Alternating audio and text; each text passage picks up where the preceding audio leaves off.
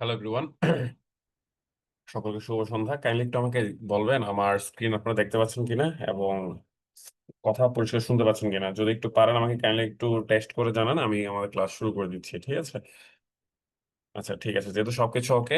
তো আবার একটা জিনিস বলি, মানে আমরা এই যে ক্লাসগুলো করতেছি শুরুর দিকে, ঠিক আছে, আমাদের যেটা বলছি আমরা কোর গ্রামারের ক্লাস, এই গ্রামারের ক্লাসগুলো যে শুধু ফ্রি রেটিং এর জন্য, বিষয়টা কিন্তু এরকম না। আপনারা দেখবেন যে ম্যাথের অনেক সময় রিটেন ম্যাথ গুলো বিশেষ করে সলভ করতে যাওয়ার সময় দেখবেন যে আমাদের এই যে ক্লাসের যে কনসেপ্ট গুলো সেগুলো অনেক কাজে লাগছে। আর শুধু যে ফোকাস রাইটিং এর বিষয়টা কিন্তু এরকম না। আপনি সামারি রাইটিং বলেন, তারপরে প্যাসেজের যে কম্প্রেহেনশনের যে আপনার প্যাসেজের যে কোয়েশ্চেন আনসার গুলো সেটা বলেন, বা ইভেন ট্রান্সলেশন। আপনি এক মুদ্রা কথায় হচ্ছে আমাদের ব্যাংক রিটেনে যে যে আইটেম গুলো আসে পরীক্ষাতে, সবগুলারই কি আপনার একটা বেসিক হিসেবে কাজ করবে এই ক্লাসগুলো, ঠিক আছে? আর দেখেন একটা জিনিস, ক্লজ এবং ফ্রেজের কিন্তু আসলে অনেক কি আপনার পড়ালেখা অনেক কিছু আছে। আর আমি শুধু চাকরির পরীক্ষার জন্য যতটুকু দরকার ততটুকু আমি কি করছি, মানে আপনাদেরকে শিখাচ্ছি, ঠিক আছে? তো এটা ভাবেন না যে আমার কোর্সটা শুধু ক্লজ এবং ফ্রেজের উপরে, ঠিক আছে? আমার কোর্সটা বেসিক্যালি কিসের উপর আপনার এই যে ইংরেজি ব্যাংকের যে আপনার রিটেন পোর্শনে যা যা আসে সবগুলো যেন আপনি কাভার করতে পারেন, ঠিক আছে? আর এই কোর গ্রামার ক্লাসগুলো শেষ হওয়ার পরে আমরা সরাসরি চলে যাবো কি, ওই আপনার টপিক ওয়াইজ যে আমাদের বিভিন্ন যে ইয়াগুলো আসে, আমাদের যে সেগমেন্ট গুলো আসে, ফোকাস রাইটিং, ট্রান্সলেশন, এগুলো প্রত্যেকটার পরে কি দু তিনটা করে বা একটা একটা করে ক্লাস থাকবে, ঠিক আছে? ওকে, তাহলে আমরা শুরু করে দিচ্ছি আজকে ক্লাসটা। তো দেখেন, আর সবাই একটু চেষ্টা করবেন যে ঠিক সময় ক্লাসে উপস্থিত হওয়ার জন্য, ঠিক আছে? কারণ একটু যদি একটু পরে থেকে জয়েন করেন তাহলে আমি শুরু থেকে যে পড়াগুলো পড়াচ্ছি সেটা মিস হয়ে যাবে। হয়তো রেকর্ড ক্লাস থেকে দেখে নিতে পারেন, কিন্তু আলটিমেটলি লাইভে জয়েন করলে আর হয়তো পড়াটা ধরতে পারবেন না, ঠিক আছে? আর পড়াগুলো যেহেতু খুবই গুরুত্বপূর্ণ, আমার মনে হয় কারোর দেরি করা উচিত না। তো যাই হোক, শুরু করে দিই আমরা, ওকে? তো দেখেন, আজকে আমাদের যে টপিকটা সেটা ছিল রিডিউসড অ্যাজিটিভ ক্লজ। আমাকে একটু আপনারা সবাই বলেন, আপনারা মানে আগের ক্লাস পর্যন্ত আপনারা অ্যাজিটিভ ক্লজ নিয়ে কিন্তু একটা ভালো ধারণা পেয়েছিলেন। এতদিন হয়তো অ্যাজিটিভ ক্লজ হয়তো চিনতেন, পরীক্ষাতে আপনার যদি বলতো যে হুইচ নিচে কোনটা অ্যাজিটিভ ক্লজ, আপনি তখন হয়তো মার্কিং করতে পারতেন। কিন্তু মানে ইংরেজি মানে একটা রিটেন স্ট্রাকচারে আপনার কিভাবে আমরা অ্যাজিটিভ ক্লজকে কাজে লাগাতে পারি সেটার আপনারা ভালোই উদাহরণ, বেশ কয়েকটা উদাহরণ কিন্তু আপনারা দেখেছেন, তাই না? আর আরেকটা জিনিস হচ্ছে, এই ক্লজ ফ্রেজ গুলো আরেকটা কারণে গুরুত্বপূর্ণ ক্লাসগুলো। আপনার অনেকে বলে পেপার পড়ো পেপার পড়ো, আসলে সত্য কথা, ঠিক আছে? অনেকে কিন্তু আমি দেখেছি গাইড বই না পড়ে শুধু পেপার, মানে পেপার যে প্রতিদিন সে পেপার পড়তো 1-1.5 ঘন্টা, এটার উপর বেস করে সে কিন্তু ফরেন ক্যাডার হয়ে যাওয়ার কিন্তু রেকর্ড আমি দেখেছি। তার মানে কি, পেপার পড়া কিন্তু আসলে একটা ভাইটাল। তবে পেপার গরুর মতো পড়তে নাই, ঠিক আছে? কোন কোন জিনিসগুলো পড়তে হবে সেটা আমি আপনাদেরকে কিন্তু ওই যে ডেইলি নিউজ প্রজেক্ট ইয়াটা আছে, টাস্কটা আছে, যেগুলো আমি ইয়াগুলোতে দেই উইকেন্ডস গুলোতে বাদে, বাকি যে দিনগুলোতে দেই, অন ডেজ গুলোতে। তো একটু চেষ্টা করবেন যে কি, মানে আমার থিম গুলো ধরা, যে ভাই কোন আর্টিকেল গুলো পড়ার কথা বলছে যেগুলো চাকরিতে মোটামুটি টুকটাক আসে। তবে একটা কথা কি জানেন, আপনি যদি ডেইলি স্টারে যদি সবকিছুই পড়েন মোটামুটি হেডলাইন গুলো, তাহলে আপনাদের ট্রান্সলেশন একটা ভালো আসবে, আপনার দক্ষতা আসবে। তো আমরা আজকে যে ক্লাসটা করার কথা সেটা হচ্ছে আমাদের অ্যাজেটিভ ফ্রেজ, ঠিক আছে? গত ক্লাসে আমরা করেছিলাম অ্যাজেটিভ ক্লজ, আজকে আমরা করব অ্যাজেটিভ ফ্রেজ। অ্যাজেটিভ ফ্রেজের অপর নাম হচ্ছে ভাইয়া রিডিউসড অ্যাজেটিভ ক্লজ। কি বলছি? Reduced adjective clause. এটাকে আমরা পুরো ক্লাসে আর এসি বলবো, বুঝার সুবিধার্থে, ঠিক আছে? তো যখন আমি আর এসি বলবো তার মানে এটা কি বুঝাবে আমাদের? এটা আমাদের অ্যাজেটিভ ফ্রেজ বুঝাবে। ক্লিয়ার? এতক্ষণ তো আমরা বুঝতে পেরেছি। তার মানে আজকে আমাদের ক্লাসটা হচ্ছে কিসের উপরে ভাইয়া? অ্যাজেটিভ ফ্রেজের উপরে। আমরা এর আগে ক্লাস পর্যন্ত অ্যাজেটিভ ক্লজ আমরা শিখেছি, এখন আমরা শিখবো অ্যাজেটিভ ফ্রেজ, এবং এই ক্লাসটা খুবই গুরুত্বপূর্ণ। সবাই একটু ভালো করে দেখবেন, কারণ অ্যাজেটিভ ক্লজ থেকে আমাদের মডার্ন ইংলিশ রাইটিং এ আপনি দেখবেন অ্যাজেটিভ ফ্রেজটা একটু বেশি ব্যবহৃত হয়, অর্থাৎ রিডিউস অ্যাজেটিভ ক্লজের ব্যবহারটা একটু বেশি, ঠিক আছে? ওকে। তো দেখেন, শুরুতেই আমি আপনাদেরকে বলি, আপনারা জানি না কারা কারা পেপার গুলো পড়েন। আমি আপনাদেরকে কিন্তু ইয়াতে আমাদের গ্রুপে একটা টেলিগ্রাম গ্রুপে একটা লিঙ্ক দিয়েছিলাম, ঠিক আছে? গ্রুপটা আমার না, গ্রুপটা আরেকজনের। কিন্তু ওখানে যিনি এডমিন তিনি দেখলাম যে প্রতিদিন কি করে নিউজ পেপারের পিডিএফ ভার্সন গুলো উনি কি করে আপলোড দেয়। আমি এতটুকু আশা করতে পারি আপনারা সকলে ওই গ্রুপটাতে যুক্ত আছেন, ঠিক আছে? এক নম্বর কথা। 2 নম্বর কথা হচ্ছে, ওই গ্রুপে দেখবেন যে প্রথম আর ডেলিশন ছাড়াও কি আরো কিছু পেপার দেয়, আপনাদের ওগুলো পড়ার দরকার নেই, ঠিক আছে? কারণ এত বেশি পেপার পড়ে তো আসলে আপনাদের দিন তো 24 ঘন্টা, আপনি যদি 324 ঘন্টা 4 ঘন্টা যে পেপার পড়েন তাহলে তো আর হলো না, তাই না? আপনার ডেইলি স্টার প্রথম হলো এই দুইটা শুধু চাকরির জন্য পড়বেন, আর অন্য পেপার যদি অন্য পারপাসে পড়েন, অন্য দেশে পড়েন, সেটা ভিন্ন হিসাব। তো দেখেন ডেইলি স্টারের আপনার লাস্ট পাতার দিকে এই ইয়াটা ছিল, আর্টিকেলটা ছিল। কেউ কি না পড়লো আমাকে একটু কাইন্ডলি বলেন, দেখেছেন? মানে এই যে ফিচার, সরি, এই যে আর্টিকেলটা মাথার বাড়ি নিয়ে যেটা লেখা হয়েছিল, এটা কি কেউ দেখেছেন?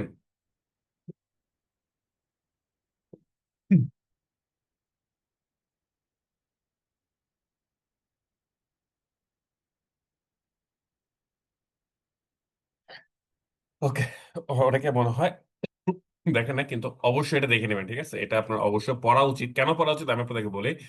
কারণ অনেক সময় যেসব প্রতিষ্ঠানের পরীক্ষা নিজস্ব নিয়োগ সেলের মাধ্যমে হয়, মানে যে নিজেরা যারা প্রশ্ন করে, তারা যদি রিটেন প্রশ্ন করে, তারা বেশিরভাগ ক্ষেত্রে এরকম শর্ট নোট টাইপের কিছু লিখতে দেয়। বুঝতে পারছেন? শর্ট নোট টাইপের। তো ধরেন আপনাকে বললো যে কি মাতার বাড়ি নিয়ে কি করতে বললো আপনার, তখন লিখতে বললো, তো আপনার তো অবশ্যই এটা কনসেপ্ট জানা উচিত, তাই না? তো কেন বা বেশি গাইড বুক আমরা ডিপেন্ডেন্ট হবো? আমাদের পেপার যেখানে অনেক সুন্দর সুন্দর ইনফরমেশন দেয়া আছে, সেটা আমরা পড়বো। যাই হোক, তো এটা আপনারা অবশ্যই আজকে ক্লাস শেষে হলেও পড়বেন।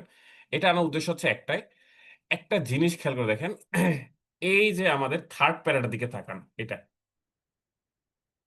The island, part of Moeshkhali Upazila in the southeastern district of Cox's Bazar, is being transformed into a hub for power, ports, logistics, and manufacturing for Bangladesh, comma, a 460 billion মার্কিন dollar economy in south Asia.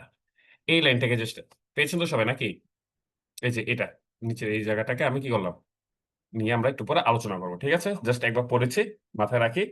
ওকে, আমার কথা কি সবার ক্ষেত্রে কেটে কেটে আসছে একটু কাইন্ডলি জানাবেন, নাকি শুধু সাইমন ফেরদৌসের জন্য কথা কেটে আসতেছে? Which one? এমনিতে আমার কাশি একটু টুকটাক কাশি দিয়েছি, এটা বাদে আমার ভয়েস কি গাইস ক্লিয়ার? আচ্ছা, যদি ক্লিয়ার হয় তাহলে হয়তো উনার ব্যক্তিগত সমস্যা, নেট প্রবলেম, না আমার এন্ড থেকে ঠিক আছে, আমার ভালো থেকে। তো যাই হোক, তাহলে আমি কি বলেছি ভাইয়া, যে আজকে ক্লাসটা যখন লাইভ টেস্ট যখন শেষ হবে, সাথে সাথে আমরা কোথায় যাবো, ডেইলি স্টারের ওই লাস্টের দিকে গিয়ে এই ইয়াটা বের করবো, আমরা আর্টিকেলটা বের করবো, আর্টিকেলটা পড়বো।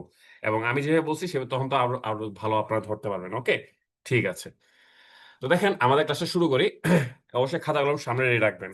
আবার বলছি, খাতা কলম রেডি রাখেন। তো আমরা যেটা পড়েছি, আমরা গত ক্লাসে পড়েছি অ্যাজেটিভ ক্লজ, তাই না? এখন আমরা করবো কি, ক্লজকে রিডাকশন করব। Reduction means what? রিডাকশন, এটা তো নাউন ফর্ম, তাই না? তো এটার ভার্ব ফর্ম কি? রিডিউস, তাই না? রিডিউস মানে কি ভাই? কমানো। তারপরে কিছু অংশ কাটছাট করব। তাহলে ক্লজকে যদি আমি কাটছাট করি, কাটছাট করলে মানে ক্লজকে আমরা যদি কি করি, রিডিউস করি, রিডিউস করলে কি হয়, সে ফ্রেজে কনভার্ট হয়। ক্লিয়ার?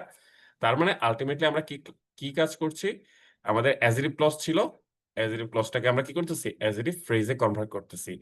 আর এই প্রসেসটাকে কি বলা হচ্ছে, আমাদের রিডাকশন বলা হচ্ছে। ক্লিয়ার? রিডাকশন করার পরে যে ইয়াটা আসে, অবস্থাটা আসে, সেটাকে আমরা রিডিউসড বলি আর কি। তাহলে রিডিউসড ক্লজ বলি এটাকে। ক্লিয়ার? আর রিডিউসড ক্লজটাকে আমরা কি বলছি, অ্যাকচুয়ালি ফ্রেজ বলছি। ঠিক আছে? তা দেখেন, এটা বলা হচ্ছে যে অ্যাজেটিভ ক্লজটাকে আমরা কি করি, অ্যাজেটিভ ফ্রেজে রিডিউস করি। আর রিডিউসড অ্যাজেটিভ ক্লজ যেটা, সেটাই মানে আরএসি, যেটাকে আমি বলেছিলাম ক্লাসের শুরুতে, যে রিডিউসড অ্যাজেটিভ ক্লজ, এটাকে আমরা আরএসি দিয়ে কি করব, আমরা ডিনোট করব। এটাকে আমরা কি বলছি, অ্যাজেটিভ ফ্রেজ। ঠিক আছে? তাহলে আমরা পুরো ক্লাসে আমরা অ্যাজেটিভ ফ্রেজ না বলে অ্যাজেটিভ, রিডিউসড অ্যাজেটিভ ক্লজ বলবো। ওকে, তাহলে আমাদের আবার বলছি, রিটেন ইংলিশে অ্যাজেটিভ ক্লজের মতো রিডিউসড অ্যাজেটিভ ক্লজ অর্থাৎ আরএসির ব্যবহার খুবই গুরুত্বপূর্ণ, এবং এটা আমাদেরকে অবশ্যই লিখতে হবে। আপনি একটা সহজ কথা বলে দেই, আপনার আজকে ক্লাসের শুরুতে মাথায় রাখেন। ধরেন আপনি আইবি এর কোনো এডমিশন টেস্ট দিচ্ছেন, অথবা আইবি এর কোনো জব এক্সাম দিচ্ছেন, মানে যে পরীক্ষাটা আইবি নেয়, ওখানে মানে আপনি একটা রিটার্ন আসলো, ঠিক আছে? টপিক হয়তো কমন হতে পারে, ঠিক আছে? টপিক মোরলেস কমন হয়। আপনারা অনেকে ভাবেন যে রিটেন টপিক মানে কঠিন, কমন পাওয়া যায় না, তো ম্যাক্সিমাম ক্ষেত্রে কিন্তু কি কমন পাওয়া যায়, ইজি টপিক গুলো আসে। তো সেখানে আসলে আপনার প্রশ্ন হতে পারে যে আইবি টিচাররা কি দেখে, ওরা কি ডেটা চায়, মানে রিসেন্ট ডেটা চায়, নাকি ওরা লেখার স্ট্রাকচার চায়? উত্তর হচ্ছে ভাই, ওরা সবচেয়ে ফোকাস করে আপনি টু দা পয়েন্ট লিখতে পেরেছেন কিনা, মানে যেটা চেয়েছি সেটা লিখতে পেরেছেন কিনা। তারপর আপনি দেখবেন যে কি আপনার সেন্টেন্স স্ট্রাকচার বিল্ড আপ কিরকম। তার মানে আমরা যদি ক্লজের ভালো ব্যবহার জানি, আপনি এতটুকু নিশ্চিত থাকতে পারেন, আপনি যদি এমসিকিউ পার্ট ভালো করেন, আপনি রিটেন একটা ভালো নাম্বার পাবেন। ঠিক আছে? তাহলে এখন শুধু কি আইবি? উত্তর হচ্ছে না।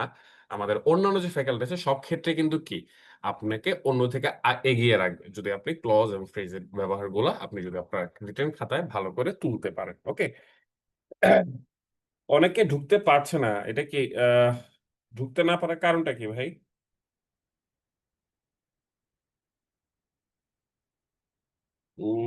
ওয়েট, একটু সময় দেন।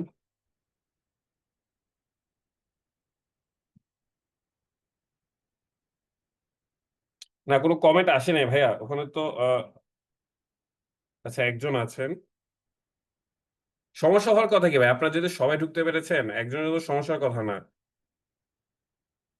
তাই না?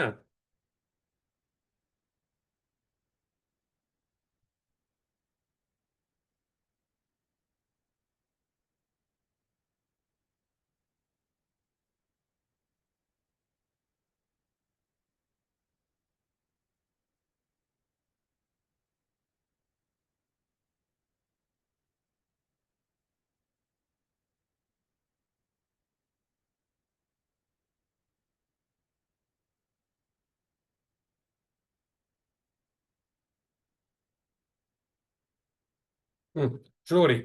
আর কারো যদি টেকনিক্যাল ইস্যু থাকে তো ওদেরকে একটু বলেন যে আপনারা যারা আছেন তাদের সাথে একটু কমিউনিকেট করে নিজেরা নিজেরা কি সলভ করে নিতে, কারণ টেকনিক্যাল ইস্যু তো আসলে যদি আমি দেখতে চাই তাহলে আমার ক্লাস কি হয়ে যাবে ভাই, 4-5 ঘন্টা হয়ে যাবে। ওকে, আচ্ছা ঠিক আছে। আবার বলছি মানে আপনাদের পরিচিত কারো যদি প্রবলেম থাকে তাহলে একটু ওনাকে বলেন যে স্ক্রিনশট গুলা আপনার সাথে একটু শেয়ার করার জন্য, তাহলে আপনারা আইডেন্টিফাই করতে পারবেন। ঠিক আছে, আমার এন্ড থেকে কোনো প্রবলেম নাই, দ্যাটস ফর শিওর। ওকে ভাইয়া, আচ্ছা আমি শুরু করি তাহলে। তো যেটা বলতেছিলাম যে আপনাদের রিটার্ন খাতার মধ্যে অবশ্যই অবশ্যই কি থাকতে হবে আপনার, এই ক্লজ এবং ফ্রেজের ব্যবহারটা থাকতে হবে। এতে হবে কি, আপনি যদি টু দা পয়েন্ট লেখেন, খেয়াল করেন আপনি টু দা পয়েন্ট লিখছেন এবং ক্লজ এবং ফ্রেজের ব্যবহার আছে, সেক্ষেত্রে আপনি খুব একটা ডেটা না দিলেও আপনার কি কোনো সমস্যা নাই। কিন্তু আমরা যেটার জন্য পাগল হই, ডেটা মুখস্থ করতে করতে পাগল হই, ঠিক আছে? তো আলটিমেটলি দেখা যায় কি ডেটার পিছনে দৌড়ে দৌড়াতে আমরা আসলে কি চেয়েছি সেটা লিখতে পারি না, টু দা পয়েন্ট লিখতে পারি না। যেমন আমি সবচেয়ে বড় উদাহরণটা দিই আপনাদেরকে, এরকম একটা মনে হয় ইয়ে এসেছে যে রেমিটেন্সের বা এরকম রেমিটেন্সের রোল আমাদের ইকোনমিতে। কিন্তু মানুষ দেখা গেছে কি বেশিরভাগ মানুষ একদম কি গদ বাঁধা ডেটা দিয়ে এসেছে। ঠিক আছে, রেমিটেন্স নিয়ে যা যা ডেটা আছে সব দিয়েছে, কিন্তু প্রশ্ন চেয়েছিল কি, প্রশ্ন হচ্ছে রোল অফ রেমিটেন্স। ঠিক আছে, এরকম মানে কোশ্চেন এরকম ছিল যে রেমিটেন্সের রোলটা কি বাংলাদেশের ইকোনমিতে, আমি যদি ভুল না করি অফিসার ক্যাশ বা অফিসার জেনারেলের ইয়াতে এরকম একটা এসেছিল, অফিসার ক্যাশের মনে হয়। তো এই জন্য বলছি যে আপনাকে আগে আইডেন্টিফাই করতে হবে যে কি পয়েন্টে লিখতে হবে, তারপর আপনি কি করবেন সেই লেখার মধ্যে আপনি ক্লজ এবং ফ্রেজের ব্যবহার করবেন। ঠিক আছে, তো যাই হোক, তো সবার খাতা কলম রেডি? ওকে, তাহলে আমরা এখন লেখা শুরু করব। কাইন্ডলি আমি আপনাদেরকে বলবো যে এই হেডলাইনটা আগে দেন, স্টেপস অফ রিডাকশন। ঠিক আছে, ব্র্যাকেটে দেবেন আরএসি, মানে আমরা অ্যাজেটিভ ক্লজটাকে অ্যাজেটিভ ফ্রেজে কনভার্ট করব। ওকে, সো আমরা খাতায় হেডলাইন দিয়ে এই জিনিসটা অবশ্যই লিখবো, স্টেপস অফ রিডাকশন, মানে কিভাবে আমরা কি করব একটা অ্যাজেটিভ ক্লজকে অ্যাজেটিভ ফ্রেজে কনভার্ট করব, সেই নিয়মগুলো আমরা একটু কি করবো এখন খাতায় নোট ডাউন করবো। ওকে, খাতা কলম রেডি সবার? রাইট, তাহলে ঠিক আছে। নাম্বার ওয়ান, আপনি লেখেন যে রিমুভ ক্লজ মার্কার। মানে আমরা যখন অ্যাজেটিভ ক্লজ থেকে অ্যাজেটিভ ফ্রেজে যখন কনভার্ট করব, মানে রিডাকশন যখন করব, তখন আমাদের বাক্যে যে ক্লজ মার্কার থাকবে, আমরা জানি যে ক্লজ ইনিশিয়েট হয় কি একটা ক্লজ মার্কার দিয়ে, তাই না? সো আবার ক্লজে যে ক্লজ মার্কারটা আছে, সিএম যেটা আছে, সেটাকে আমরা কি করবো ভাইয়া, বাদ দিয়ে দিব। কোথায়? অ্যাজেটিভ ফ্রেজে কনভার্ট করার সময়। ঠিক আছে, তারপরে স্টেপ টু এর ওয়ান দেন, মানে এটা তো নাম্বার ওয়ান তাই না, তারপরে টু দিবেন না, টু এর আবার কি এরকম ওয়ান দিবেন আর কি। ক্লিয়ার? বুঝতে পারছেন? লেখেন, টু এর ওয়ান দিয়ে লেখেন রিমুভ বি ভার্ব। মানে আমরা ক্লজ মার্কার বাদ দেওয়ার পর যদি কোনো বি ভার্ব থাকে, এম, ইজ, আর, ওয়াজ, আর, এই টাইপের বি ভার্ব গুলোকে আমরা কি করবো ভাইয়া, বাদ দিয়ে দিব। ওকে, বাদ দেওয়ার পরে এটার সাথে লেখেন plus put verb ING form, মানে আমাদের যে ভার্বটা থাকবে সেটা আইএনজি ফর্মটা আমরা কি করব, বসিয়ে দিব। তার মানে আমার নাম্বার ওয়ান প্রসেসটা কি, রিমুভ ক্লজ মার্কার। টু এর ওয়ান কোনটা, remove be verb plus put ভার্বের আইএনজি ফর্ম। আর পাশে আমরা লিখবো একটিভ, তার মানে কি, এখন আপনার না বুঝলেও জাস্ট আমার কথাগুলো বুঝেন, খাতা তুলেন, তারপর আমি বুঝিয়ে দিচ্ছি। ঠিক আছে, তো চিন্তা করার কোনো কারণ নেই, আপনারা জাস্ট লিখে রাখেন, তাহলে আমি পরে যখন আবার রিক্যাপ করবো তখন আপনার ধরতে সুবিধা হবে যে হ্যাঁ ভাই এটা এটা বলছিল। আচ্ছা, তাহলে কি বলছি যে রিমুভ বিভার প্লাস পুট ভার্বের আইএনজি। ওকে ভাইয়া, বুঝতে পারছেন? ওকে, আরেকটা জিনিস আমি আপনাদের কিন্তু লিঙ্ক দিয়েছি প্রায় 1 ঘন্টা আগে। ঠিক আছে, তো উনি এতক্ষণ মানে যোগাযোগের সমস্যা কেন করেছি যেন আপনাদের কারো সমস্যা নিজেরা নিজেরা যে কি মিউচুয়াল করে যেন কি সলভ করে নিতে পারেন, এতক্ষণ পরে যদি আপনারা বলেন যে সমস্যা হচ্ছে, আমি তো লিঙ্ক দিয়েছি 1 ঘন্টা 1.5 আগে, তাই না?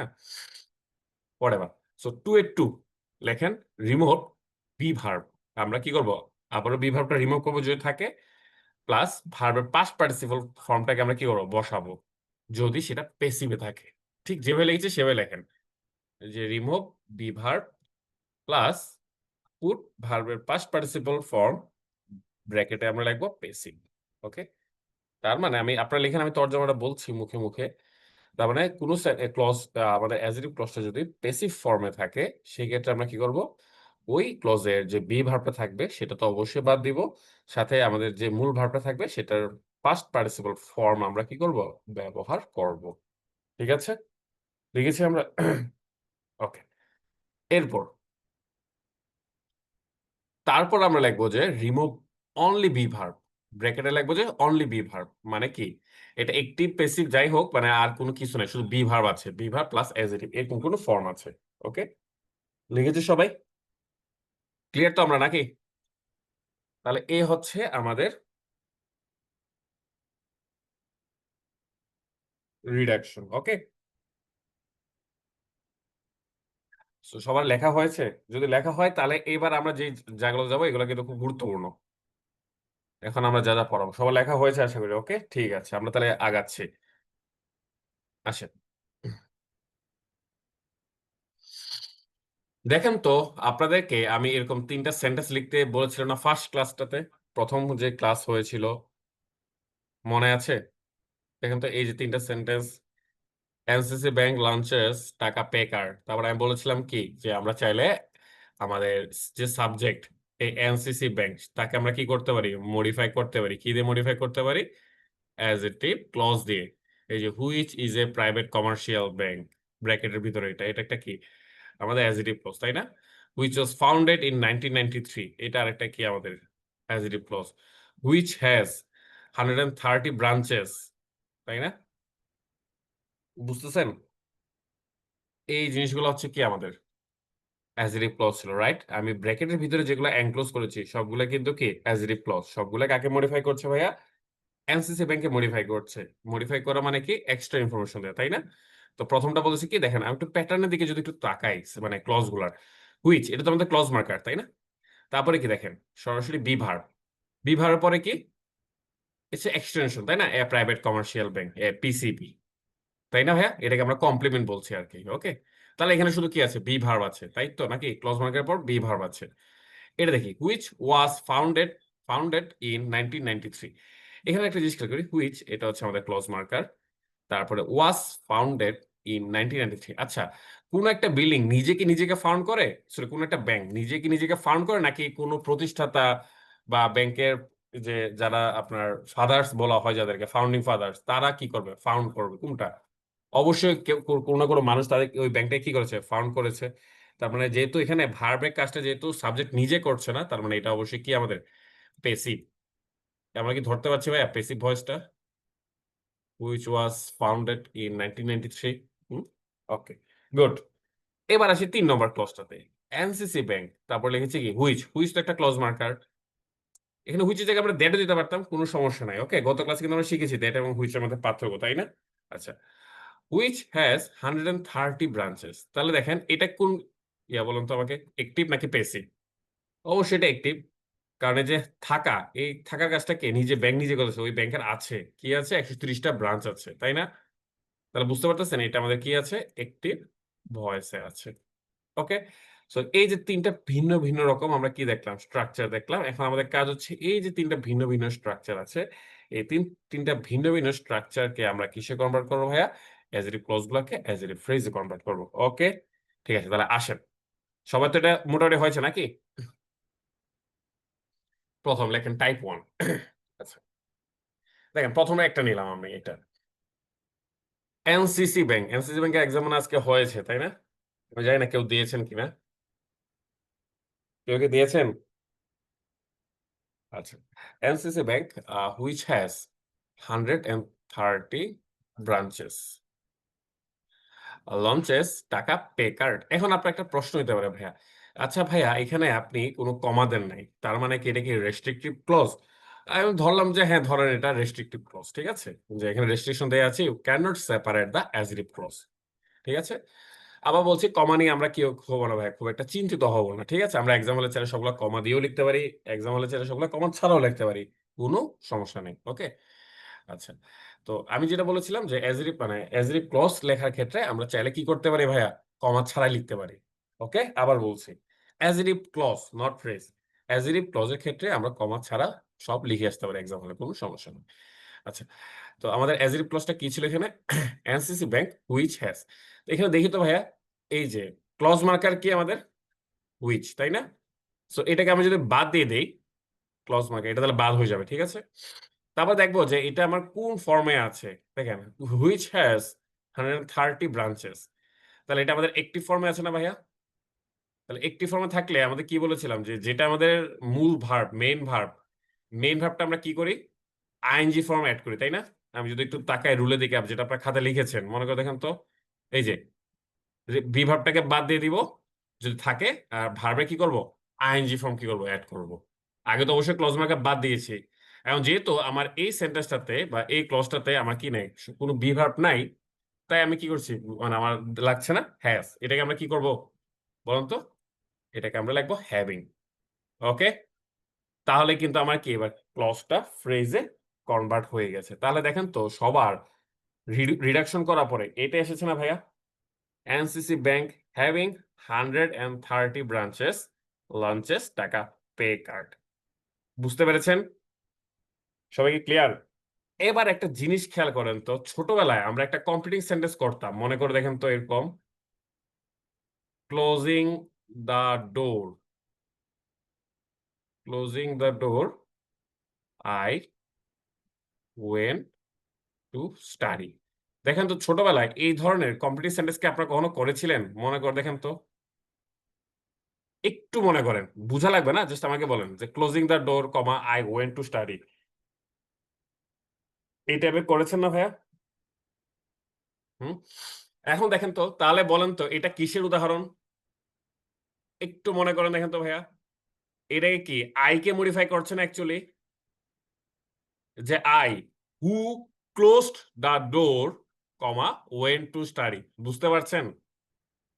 তখন ওই যে অ্যাজেটিভ ক্লজটা I who closed the door, এখন আমি যদি কি করি, ক্লজ মার্কার হু কে বাদ দিয়ে দেই, তারপরে যেহেতু এটা ক্লোজড দ্য ডোর, যেহেতু আমাদের কি অ্যাক্টিভ ভয়েস, তাহলে আমি কি করতে পারি, বি ভার্বও বাদ দিয়ে দিব যদি থাকে, এরপর কি ওর যে মূল ভার্বটা বা মেইন ভার্বটা সেটা আইএনজি এড করব, তাহলে কি হয়, I closing the door went to study.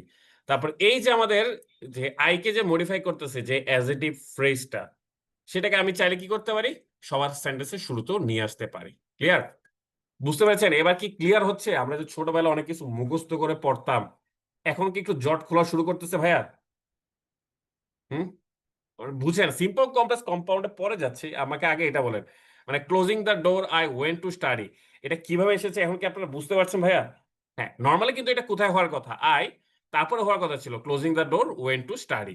তো কি বলেছি আমরা নেক্সট ক্লাসে দেখবো, যে আমরা যখন এরকম রিডাকশন করব, আমরা সাবজেক্টকে যে ইয়াটা ইয়া করে আমার মডিফাই করে সাবজেক্টকে যে অ্যাজেটিভ ফ্রেজটা বা রিডিউসড অ্যাজেটিভ ক্লজটা, সেটাকে আমরা চাইলে মডার্ন ইংলিশে ইয়ার সাবজেক্টের আগেও লিখতে পারি।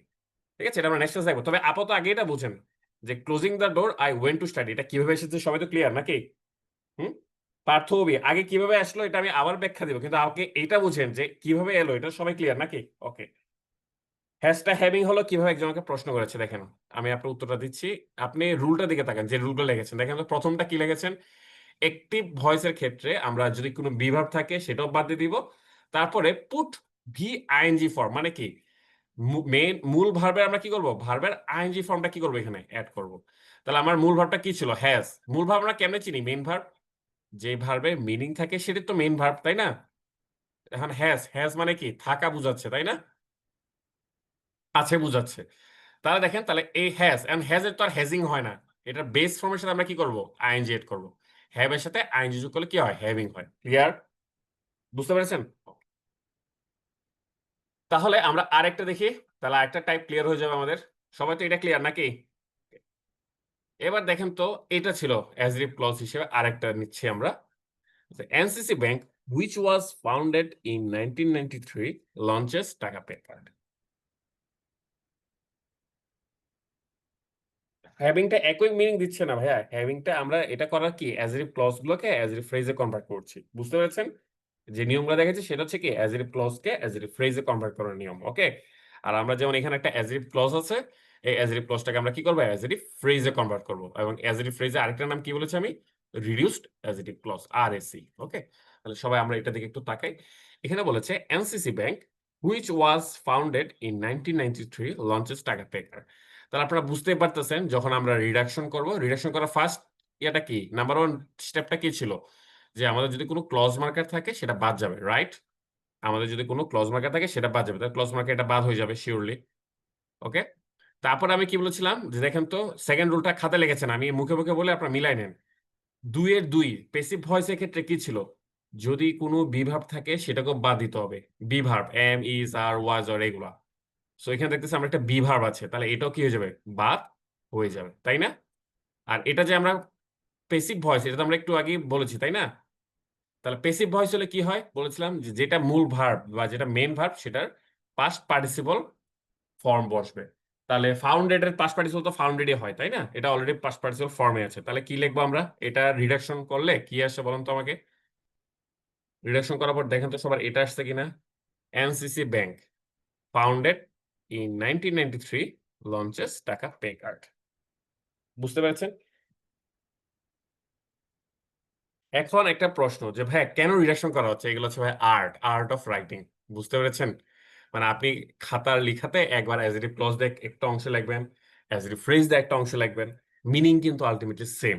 তখন টিচার বুঝবে কি না আপনি ইংরেজি গ্রামার মানে এই যে ইংরেজি লেখার যে ইয়াগুলো আপনার টেকনিক গুলো সেগুলো আপনি জানেন। বুঝতে পেরেছেন?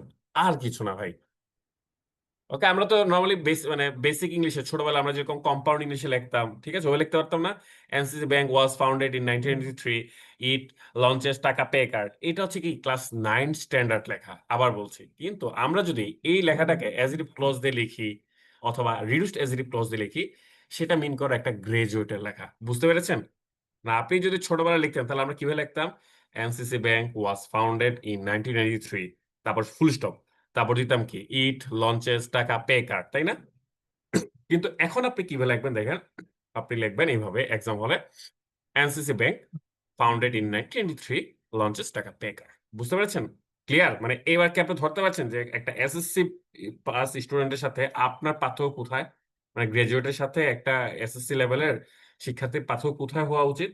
তার এই জায়গাগুলোতে পার্থক্য হওয়া উচিত। ঠিক আছে গাইস? ওকে, তাহলে আমাদের এখানে কি দিব না, বিং ফাউন্ডেড দিব না ভাইয়া। আপনার রুলটা ফলো করেন, বেশি কমপ্লেক্সে যায় না। আবার বলছি বেশি কমপ্লেক্স আমরা যাব না। যে রুলটা আছে সেটাই আমরা কি করতেছি ভাইয়া, অ্যাপ্লাই করছি। ওকে, এখন চমৎকার একটা প্রশ্ন করেছেন আশফাক। সবাই তো আশফাকের কমেন্ট একটু দেখেন। আশফাক এবং পল্লব মন্ডল তারা আমাকে চমৎকার দুইটা প্রশ্ন করেছেন। ওকে, তো দেখেন আমি আপনাদের উত্তরটা দিচ্ছি।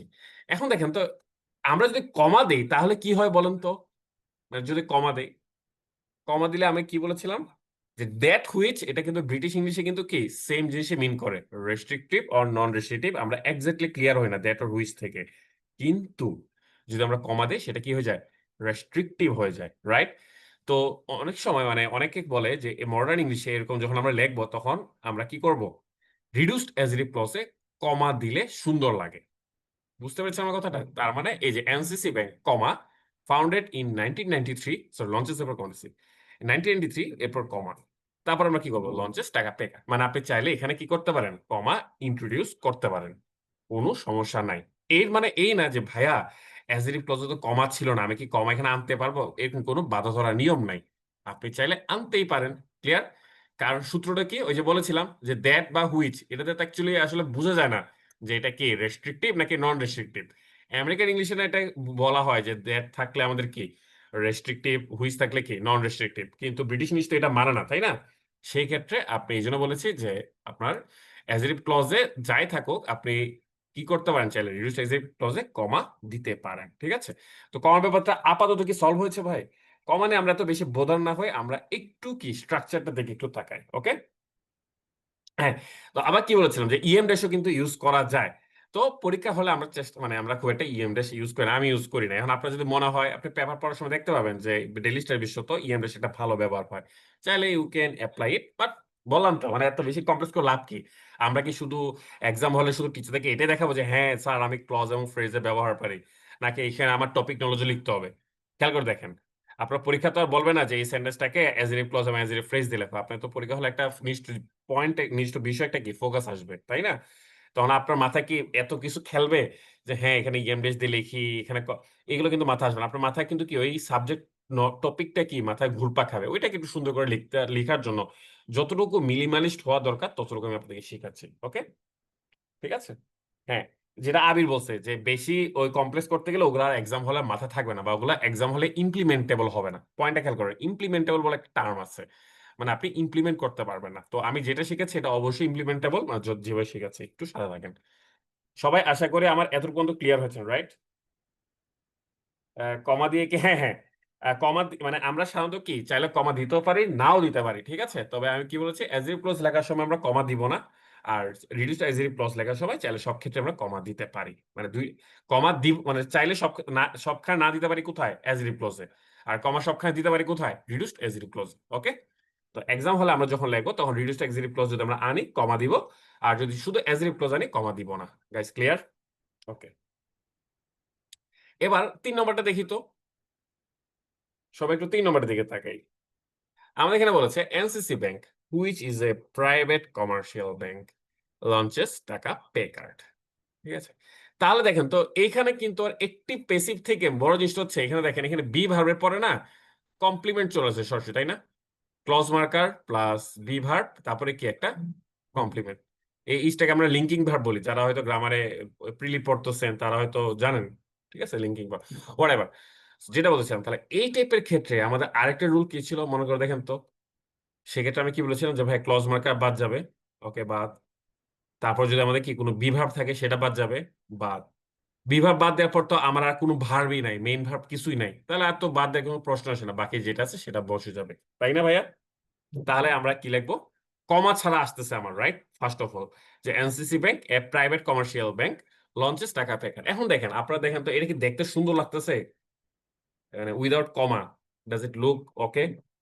এনসিসি ব্যাংক এ প্রাইভেট কমার্শিয়াল ব্যাংক, মানে একটু কেমন যেন খাপ ছাড়া মনে হচ্ছে না? আমাকে ঈশ্বরচন্দ্র বিদ্যাসাগর থাকলে জুতা পেটা দিত এখনই, যে তোদেরকে আমি শিখেছি জ্যোতির্বিজ্ঞানের ব্যবহার শিখেছি, তোরা দিচ্ছিস না কেন?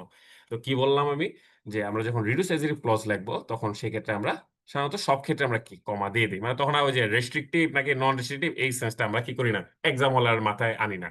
সিমিলারলি আমরা যখন এক্সাম হলে এক্সিকিউটিভ ক্লজ লিখবো ম্যাক্সিমাম ক্ষেত্রে আমরা কি করব, কমা ছাড়াই লিখবো। ক্লিয়ার? দুটো জিনিসকে বুঝে গেছে, মানে এগুলো আমার ব্যক্তিগত টেকনিক, এমন না যে এটা গ্রামারের কোনো ফার্স্ট রুল যে আপনাকে এভাবে লিখতে হবে। এজ ক্লজের সময় সব ক্ষেত্রে আপনি চাইলে কমা ছাড়া লিখতে পারেন, রিডিউস এর ক্ষেত্রে সব ক্ষেত্রে চাইলে কমা দিয়ে লিখতে পারেন, কোনো নিয়ম নাই। আমি যেটা অ্যাপ্লাই করি ভাবলাম আপনাদের সাথে শেয়ার করি। ওকে, তো অনেকে লিখে ফেলেছে, দেখেন সুমনা এখানে আমাকে টাইপে যেটা দিয়েছে, উনার এবং আমার আনসার সেম হয়েছে, সবাইকে ধরতে পারছি আমরা? আরেকবার বলছি ভাইয়া, ঠিক আছে? মানে আমি যদি এখানে কমাটা না দিতাম তাহলে আমার কি আসতো, এনসিসি ব্যাংক এ প্রাইভেট কমার্শিয়াল ব্যাংক লঞ্চেস টাকা পে কার্ড, এটা আসতো না? হুম, ইয়া করার পরে রিডাকশন করার পরে এখন এটা কি দেখতে কিন্তু খুব একটা সুন্দর লাগে না, তাই না? এখানে কমা দিলে আমার একটু কি মনে হয় যে একটু সুন্দর মনে হচ্ছে, তা এনসিসি ব্যাংকের পর একটা কমা দিব, প্রাইভেট কমার্শিয়াল ব্যাংক আবার একটা কমা দিব। তাহলে আমি কি বলেছি ভাইয়া, যে এক্সাম হলে আমরা অ্যাজেটিভ ক্লজ যখন লিখবো তখন ম্যাক্সিমাম ক্ষেত্রে আমরা কমা ছাড়া লিখবো, আর রিডিউসড অ্যাজেটিভ ক্লজ যখন আমরা লিখবো তখন আমরা কি করব, কমা দিয়ে লিখবো। মানে দুইটা কি বুঝতে পেরেছি আমরা, দুইটা জিনিস? তো তখন ওই এক কমা দেওয়ার সময় মাথা রাখবো না, আরে আমি যেটা লিখতেছি সেটা কি রেস্ট্রিকটিভ নাকি নন রেস্ট্রিকটিভ, এইসব চিন্তা ভাবনা মাথায় আনবো না। ওকে, আমি শুধু আপনাদেরকে বোঝার সুবিধার্থে বললাম যে রেস্ট্রিকটিভ কি জিনিস, নন রেস্ট্রিকটিভ কি জিনিস।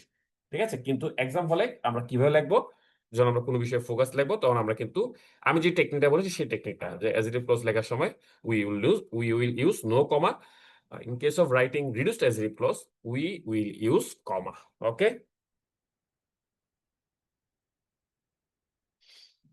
আচ্ছা, তো ও এম এল আমাকে একটা প্রশ্ন করেছে যে ভাইয়া ওই আগেরটাতে হ্যাভিং হ্যাভিং হইলো, এখানে কেন মানে আর কিছু হইলো না? কারণ ভাই দেখেন, পার্থক্যটা দেখেন ভাই, আমি কিন্তু আপনি একটু রুলের দিকে তাকান, আপনার ক্লাস একটু পরে জয়েন করছে যেমন একটু ধরতে সমস্যা হচ্ছে। আমি বলেছি যে রিডাকশনে এই যে 3টা কেস, 2 নম্বর রুলের 3টা কেস হইতে পারে। একটা হচ্ছে অ্যাক্টিভ, একটা হচ্ছে প্যাসিভ, আর একটা হচ্ছে আমার কি লিঙ্কিং ভার্ব প্লাস কমপ্লিমেন্ট। এই 3 ধরনের স্ট্রাকচার হতে পারে, বুঝতে পেরেছেন ভাইয়া? তো এই 3 ধরনের স্ট্রাকচারে 3 ধরনের রিডাকশন হবে। ক্লিয়ার? আর সবগুলোর বেসিক রুল হচ্ছে কি, ক্লজ মার্কার থাকলে বাদ যাবে, বিভার থাকলে বাদ যাবে।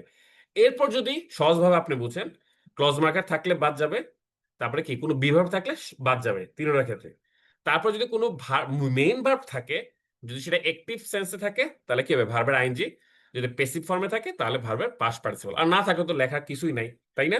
এবার আপনি আসেন, প্রথমটা যেটা ছিল যে হুইচ হ্যাজ, বলেন তো এইটা কি? এই যে হ্যাজ, এটা কি অ্যাক্টিভে না? এটা কিন্তু মূল মেইন ভার্বটা আছে, মেইন ভার্ব মানে কি, যেটা মিনিং থাকে যে ভার্বের। তাহলে এখানে এই জন্য হ্যাভিং হয়েছে, অ্যাক্টিভ সেন্সে যেহেতু আছে।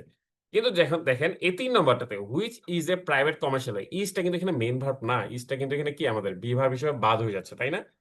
এই কারণে কি ক্লজ মার্কার হুইচও বাদ গিয়েছে, তারপরে কি ইজ সেটাও বাদ গিয়েছে, তা থাকলো কি এনসিসি ব্যাংক। তারপরে কি, আর যদি কোনো মেইন ভার্ব নাই তাহলে আমার কোনো রিডাকশন করা লাগছে না, তাহলে যেটা আছে সেটাই বসে যাবে, এনসিসি ব্যাংক এ প্রাইভেট কমার্শিয়াল ব্যাংক। ক্লিয়ার? আশা করি ভাই ক্লিয়ার হয়েছে। ওকে, ওকে গাইস, বুঝতে পেরেছেন? আচ্ছা, এখন এগুলাকে শুনেন, এখানে একটা পয়েন্ট আছে, এগুলাকে ভাই কি বলে এইসব নাম আমাদের জানার দরকার নাই, কোনটা পার্টিসিপিয়াল কোনটা এইসব ভাই আমাদের কোনো দরকার নাই জানার। ঠিক আছে ভাই? আমাদের এগুলো দরকার নাই, আমরা জাস্ট কি করবো, মেইন কিভাবে ক্লজকে আমরা ফ্রেজে কনভার্ট করব, আমরা সেই জিনিসটা শিখলাম। আমাকে বলেন তো, এই তিনটা রুলে আশা করি কারো কোনো সমস্যা থাকার কথা না, তাই না? আচ্ছা আমাদের। ওকে। এখন এই যে তিনটা যে স্ট্রাকচার লিখলাম, তিনটা রিডাকশন করার পর তিনটা ভিন্ন নাম আছে, তো আমাদের দরকার না, এক্সাম হলে তো আপনাদের জিজ্ঞেস করবে না যে কোনটা ইয়া কোনটা কি, এগুলোকে জিজ্ঞেস করবে আমাদেরকে, তো আমাদেরকে এইসব শিখার দরকার নাই। আমরা দেখবো যে কিভাবে ক্লজ আমরা ফ্রেজে কনভার্ট করতে পারি। আর এগুলো শিখার আরেকটা কারণ হচ্ছে আমরা যেন পেপারটা ভালো করে অ্যানালাইসিস করে পড়তে পারি। ওকে। হ্যাঁ, একজন নেফার রহমান লিখেছে যে Shibam Rathi, student of university of Dhaka, teachers us English. ঠিক আছে। ওকে। এখন দেখেন তো, যেটা বললাম ওই যে শুরুতে, ক্লাসের শুরুতে যেটা বলেছি ভাইয়া, সবার লাস্টের ইয়ার দিকে একটু তাকান তো। আমি জানি স্ক্রিনটা একটু ছোট, আমি একটু বড় করে দিই আপনাদের জন্য, ঠিক আছে? দেখেন এটা। তো আমরা যখন বলেছিলাম এটা একটা সেন্টেন্স, রাইট? এখানে একটা there is a single sentence in this slide. এই স্লাইডে আমাদের একটা সেন্টেন্স আছে, ঠিক আছে? তো এই সেন্টেন্সটাতে আমাদের কাজ কি? সবসময় একটা কথা বলি যে যখনই আপনারা একটা সেন্টেন্স আইডেন্টিফাই করবেন, next task is to find out the subject and its final verb. So আমাকে বলো তো, এই সেন্টেন্সের সাবজেক্ট কে?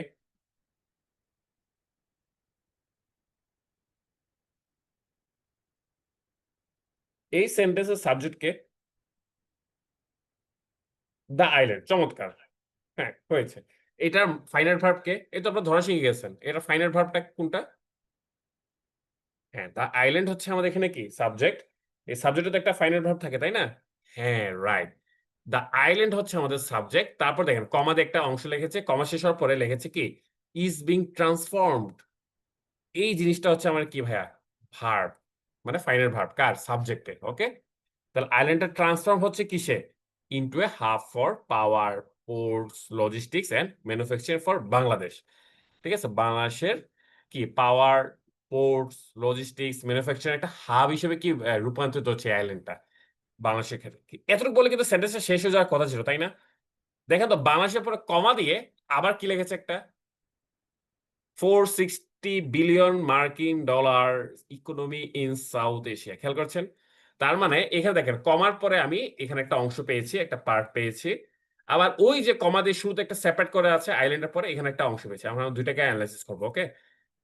প্রথম কথা হচ্ছে যে এই দুটো অংশ কি, ক্লজ নাকি ফ্রেজ? প্রথমটা আমি বলি। প্রথমটা আপনারা বলেন তো ভাইয়া। এই যে আমাদের কমার ভিতরে যেটা আছে, part of Maheshkhali upazila in south eastern district of Cox's Bazar, এটা কি ক্লজ নাকি ফ্রেজ? উত্তর হচ্ছে অবশ্যই ভাই এটা ফ্রেজ, কারণ এখানে কোনো ফাইনাল ভার্ব নাই। দেখেন তো, part of Maheshkhali upazila in south eastern district of Cox's Bazar, এই যে কমার যে অংশটা, এখানে কোনো ফাইনাল ভার্ব নাই, অ্যাকচুয়ালি ভার্বেরই কোনো উপস্থিতি নাই। তাহলে এটা অবশ্যই কি আমাদের একটা ফ্রেজ। আর এটা কাকে ইয়া করতেছে ভাইয়া, বিশেষিত করতেছে? দ্য আইল্যান্ড কে। তাহলে এটা অবশ্যই কি অ্যাজ এ ফ্রেজ হওয়ার কথা। এখন দেখেন তো এটা কিভাবে আসছে আসলে। আমি যদি এটাকে এভাবে লিখতাম, দেখেন তো, দ্য আইল্যান্ড, তারপর লিখতাম একটা ক্লজ মার্ক আনলাম, which is a part of Maheshkhali upazila in south eastern district of Cox's Bazar. তাহলে আমরা কি এখানে কি করেছি, একটা অ্যাজেভ ক্লজ এনেছি না, যে দ্য আইল্যান্ডকে মডিফাই করছে। তাহলে পেপারে কিন্তু ক্লজে লেখে নাই, পেপার কি করেছে, ফ্রেজে লেগেছে। এই জন্য সে কি করেছে, আমাদের হুইস যে ক্লজ মার্কারটা ছিল না সেটাকে বাদ দিয়েছে। বুঝতে পারছেন? হুইসটা বাদ। তারপরে বিভার্ব থাকলে সেটাও বাদ যায়, তাই না? তাহলে বিভার্ব এটাও কি বাদ। ক্লিয়ার? বুঝতে পারছেন সবাই? তাহলে ইয়াও বাদ গেল, আমাদের কি ক্লজ মার্কারও বাদ গেল, বিভার্ব বাদ গেল। বাকি পার্টটা বসে গেছে, part of Maheshkhali upazila in south eastern district. আচ্ছা, এ ছিল না, ওয়ারেভার, এ ছিল তো এ আমরা ধরলো, which is part of Maheshkhali উপজেলা যেটা ছিল, ওখান থেকে আমরা হুইচটা বাদ দিয়েছি, ইসটা বাদ দিয়েছি। ওকে। তাহলে কি বাকিটা বসে। তাহলে বলুন তো এটা কোন রুল? রিডাকশনের নাম্বার 3, তাই না? Type number 3। বুঝতে পারছেন?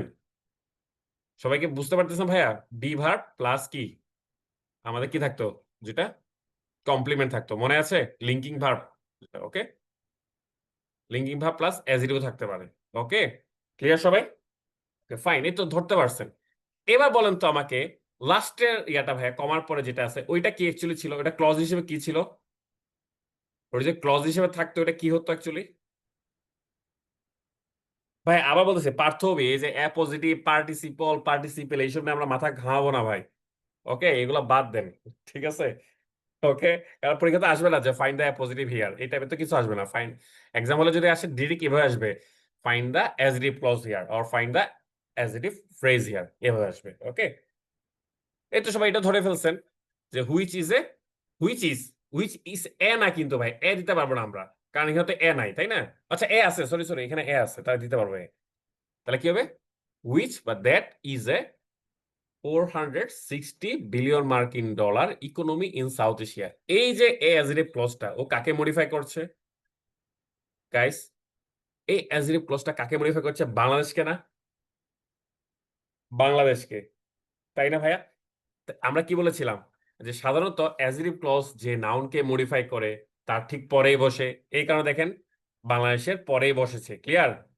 এখন একটা জিনিস বলেছিলাম আমি যে ভাইয়া আমরা মডার্ন ইংলিশে আমরা যখন এক্সাম হলে লিখবো, আরএসির ক্ষেত্রে সবসময় কমা দিব, ঠিক আছে?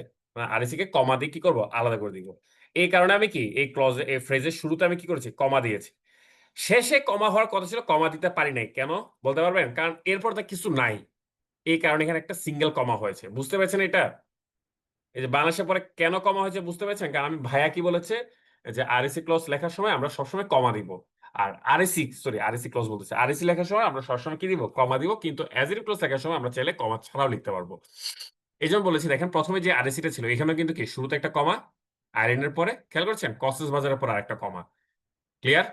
তার মানে আমরা কিন্তু বুঝে গেছি যে সাধারণত আমরা কি করবো পরীক্ষা হলে এরকম আরএসি যদি আনি, তাহলে আমরা কি করবো, কমা দিয়ে সেপারেট করে দিব। ক্লিয়ার? আর ইয়াটা মানে আরএসি যদি আমার সেন্টেন্সের লাস্টে হয়ে যায় তখন একটা কমা হবে, মানে পরে আর কমাটা তো দেওয়া লাগতেছে না, কারণ কিন্তু ফুল স্টপ হবে। বুঝতে পারছেন গাইস? এতটুকু পর্যন্ত কি আপনারা ক্লিয়ার? এত পর্যন্ত মানে ক্লিয়ার, মানে আপনারা কিন্তু নিউজ পেপারের প্রায় 60% পড়া মানে এখন 60%ই কিন্তু আপনারা বুঝবেন। এবং আপনারা মানে এই ক্লজ, সরি অ্যাজেটিভ ক্লজ এবং অ্যাজেটিভ ফ্রেজ, এই দুটো জিনিস যদি বুঝেন আপনাদের এই স্ট্রাকচারের 80% বুঝায়, 80% বলবো না আমি, 90%। মানে এক্সাম হলে আমরা শুধু এই জিনিস এই দুইটা ক্লজে বেশি ব্যবহার করব, এই দুইটা ক্লজ এবং ফ্রেজ, অ্যাজেটিভ ক্লজ এবং অ্যাজেটিভ ফ্রেজ, মানে মার্সিলেসলি ইউজ করব, প্রচুর পরিমাণে ব্যবহার করব। টিচার যেন বুঝে না এই ছেলেটা অ্যাজেটিভ ক্লজ বুঝে, অ্যাজেটিভ ফ্রেজও বুঝে। আর যদি আমাদের একটু হাতে সময় থাকে আমরা চাইলে সেক্ষেত্রে পরবর্তীতে নাউন ক্লজ যখন শিখবো নাউন ক্লজ অ্যাপ্লাই করতে পারি। যদি একটু হাতে কিঞ্চিত সময় থাকে তাহলে আমরা কি করবো, আমি একদম মিনিমাল মানে আপনাদেরকে যে ইয়াটা স্ট্র্যাটেজি গুলো শেখাচ্ছি এগুলো একদম মিনিমাল, মানে এমন না যে এক্সামে ইমপ্লিমেন্ট করা যাবে না বা খুব কঠিন। ওকে, এবং এবং এটা মাথায় রাখেন যে এই ক্লজ ফ্রেজ অনেক কঠিন কঠিন স্ট্রাকচার বানানো যায়, শেখানো যায়, কিন্তু ওগুলো শিখিয়ে আপনার মাথা আমি নষ্ট করব না। আমার দরকার পেপার বা পত্রিকা পড়ার জন্য যতটুকু ক্লজ ফ্রেজের নলেজ ততটুকু, এবং এক্সাম হলে ইমপ্লিমেন্টেবল ততটুকুই। ক্লিয়ার? কারণ এক্সাম তো আমি দিয়েছি, আমি টিকেছি, তো আমি জানি যে এক্সাম হলে কতটুকু লেখা যায়, কিরকম লেখা যায়, তাই না? এতটুকু ভালো ধারণা তো আমার আছে। ওকে, এখন আমাকে একজন একটা প্রশ্ন করেছে যে ভাইয়া সাউথ এশিয়া যে আমাদের শেষ হয়েছে যেটা, এটার পরে কি আমরা আরেকটা আরএসি আনতে পারবো কিনা? উত্তর হচ্ছে হ্যাঁ, অবশ্যই পারবো। নেফার আমি বলেছিলাম না, আমরা একটা সেন্টেন্সে যেমন এক মানে অসংখ্য কি করতে পারি, অ্যাজেটিভ ক্লজ আনতে পারি, একইভাবে একটা সেন্টেন্সে অসংখ্য আরএসিও আনতে পারি। তবে একটা কথা আছে, পরীক্ষার হলে আমরা এক টাইপে থাকবো না, মানে একটা সেন্টেন্সে খালি বারবার আরএসি আরএসি আনবো, ইটস নট লাইক দ্যাট। আমরা এক্সাম হলে আরএসইউ আনবো, আবার কি অ্যাডজেক্টিভ ক্লজ আনবো, মানে আমি এটা মেনটেন করতাম। এটা এমন না যে কোনো গ্রামারে কোনো স্পেসিফিক নিয়ম, ঠিক আছে? আবার এই সেন্টেন্সটা যদি আমি লিখতাম এক্সাম হলে, তাহলে হয়তো প্রথমে আমরা কি করতাম, অ্যাডজেক্টিভ ক্লজ দিয়ে লিখতাম, আর লাস্টে আমরা কি লিখতাম, অ্যাডজেক্টিভ ফ্রেজ দিয়ে লিখতাম। বুঝতে পেরেছেন? মানে এটা আমার টেকনিক আর কি, নিজস্ব টেকনিক। আমি শিখাবো আপনাদেরকে, আমি স্ট্রাকচারের ক্লাসগুলো যখন করাবো তখন আমি শিখাই দিব। ওকে, বুঝতে পারছেন? তো আমাকে জিজ্ঞেস করুন কক্সেস বাজারের পর আনলে নিউ অ্যাডজেক্টিভ ক্লজ, আচ্ছা উনি বলতেছে কক্সবাজার পর যদি উনি কি করে আবার একটা অ্যাডজেক্টিভ ক্লজ আনে, তখন কমাটা, আচ্ছা আপনি আমাকে লিখে দেন, আমি তাহলে ভালো করে আপনাকে বলতে পারবো পার্থক্য। বুঝতে পেরেছেন? ওকে, আচ্ছা, গেল তাহলে এটা, ঠিক আছে ভাইয়া। আর একাধিক মানে আপনি পার্থ আনসারটা আমি দিয়ে দিই, যখন আপনি মানে একটা আরএসি এর মধ্যে আরো আরএসি আনবেন তখন আমরা সাধারণত কি করি, ওই মূল আরএসি থেকে আগে ইএম ডেস দিয়ে আলাদা করে দিই। বুঝতে পেরেছেন? তো অত জটিল আমরা যাচ্ছি না, এত পাংচুয়েশন মার্ক দিয়ে আমাদের মাথা ব্যথা করার কোনো কারণ নাই। আমরা এক্সাম হলে কি করব, একবার অ্যাজেটিভ ক্লজ আনবো আর একবার অ্যাজেটিভ ফ্রেজ আনবো। ওকে গাইস, ঠিক আছে?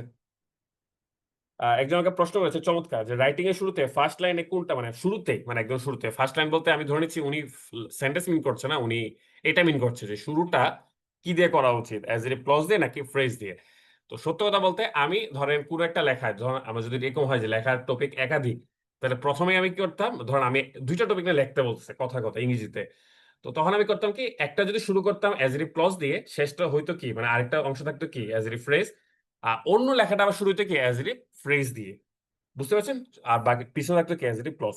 তবে হার্ড অ্যান্ড ফাস্ট কোনো নিয়ম নাই, তবে আপনি যদি আমাকে জিজ্ঞেস করেন যে আমি যখন ন্যাচারালি লিখি তখন কি চলে আসে, ন্যাচারালি আমি যখন লিখি তখন সাধারণত আমার আরএসি চলে আসে। বুঝতে পেরেছেন ভাইয়া?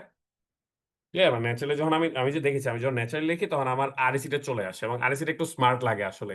বুঝতে পেরেছেন? ওকে। তো এগুলো কিন্তু বলছে, এগুলো কিন্তু হার্ড এন্ড ফাস্ট কোনো রুল না ভাই গ্রামার, এমন না যে কোনো বই কিতাবে আছে যে কোন সেন্টেন্সের শুরুতে আপনি আরএসি দিবেন, it's not like that. Just এটা সৌন্দর্য। না আপনার কাছে যদি মনে হয় যে না এটা সুন্দর লাগতেছে, ওকে, দ্যাট ইজ ওকে। ঠিক আছে ভাইয়া?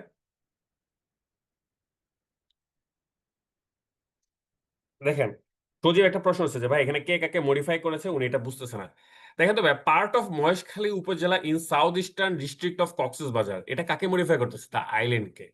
কারণ আইল্যান্ডটা কিসের পার্ট? মহেশখালী উপজেলার পার্ট। ঠিক আছে, এই যে মাতারবাড়ির যে আইল্যান্ডটা, সেটা কার পার্ট? মহেশখালী উপজেলার পার্ট। তাহলে এই যে এক্সট্রা ইনফরমেশনটা, part of Maheshkhali upazila in the south eastern district, ও কাকে মডিফাই করছে? দা আইল্যান্ডকে।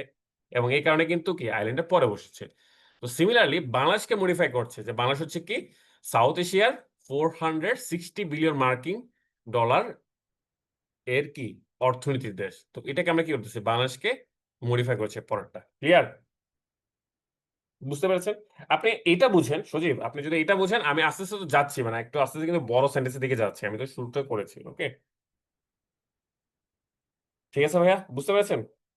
এখানে আরেকটা জিনিস ভাইয়া, তো এখানে একটা প্রবলেম থাকে, প্রবলেমটা হচ্ছে কি আরএসি ক্ষেত্রে যেমন আমি এখানে ইজিলি, খেয়াল করে দেখেন, এখানে আরএস এর ক্ষেত্রে আমি কনটেক্সট ওয়াইজ কিন্তু ইজিলি কি করছি, হুইচ ইজ দিছি। এখন আপনি বলতে পারতেন যে ভাই এখানে যদি হুইচ ওয়াজ থাকতো তাহলে তো একই জিনিস আসতো, তাই না? তাহলে কি অ্যাকচুয়ালি কি মানে ইয়া করা সম্ভব, ট্রেস করা সম্ভব যে অ্যাকচুয়ালি ইয়াটা আমাদের কি ছিল, অ্যাজরিভ ক্লজটা কি ছিল? উত্তর হচ্ছে না, অ্যাকচুয়ালি সম্ভব না।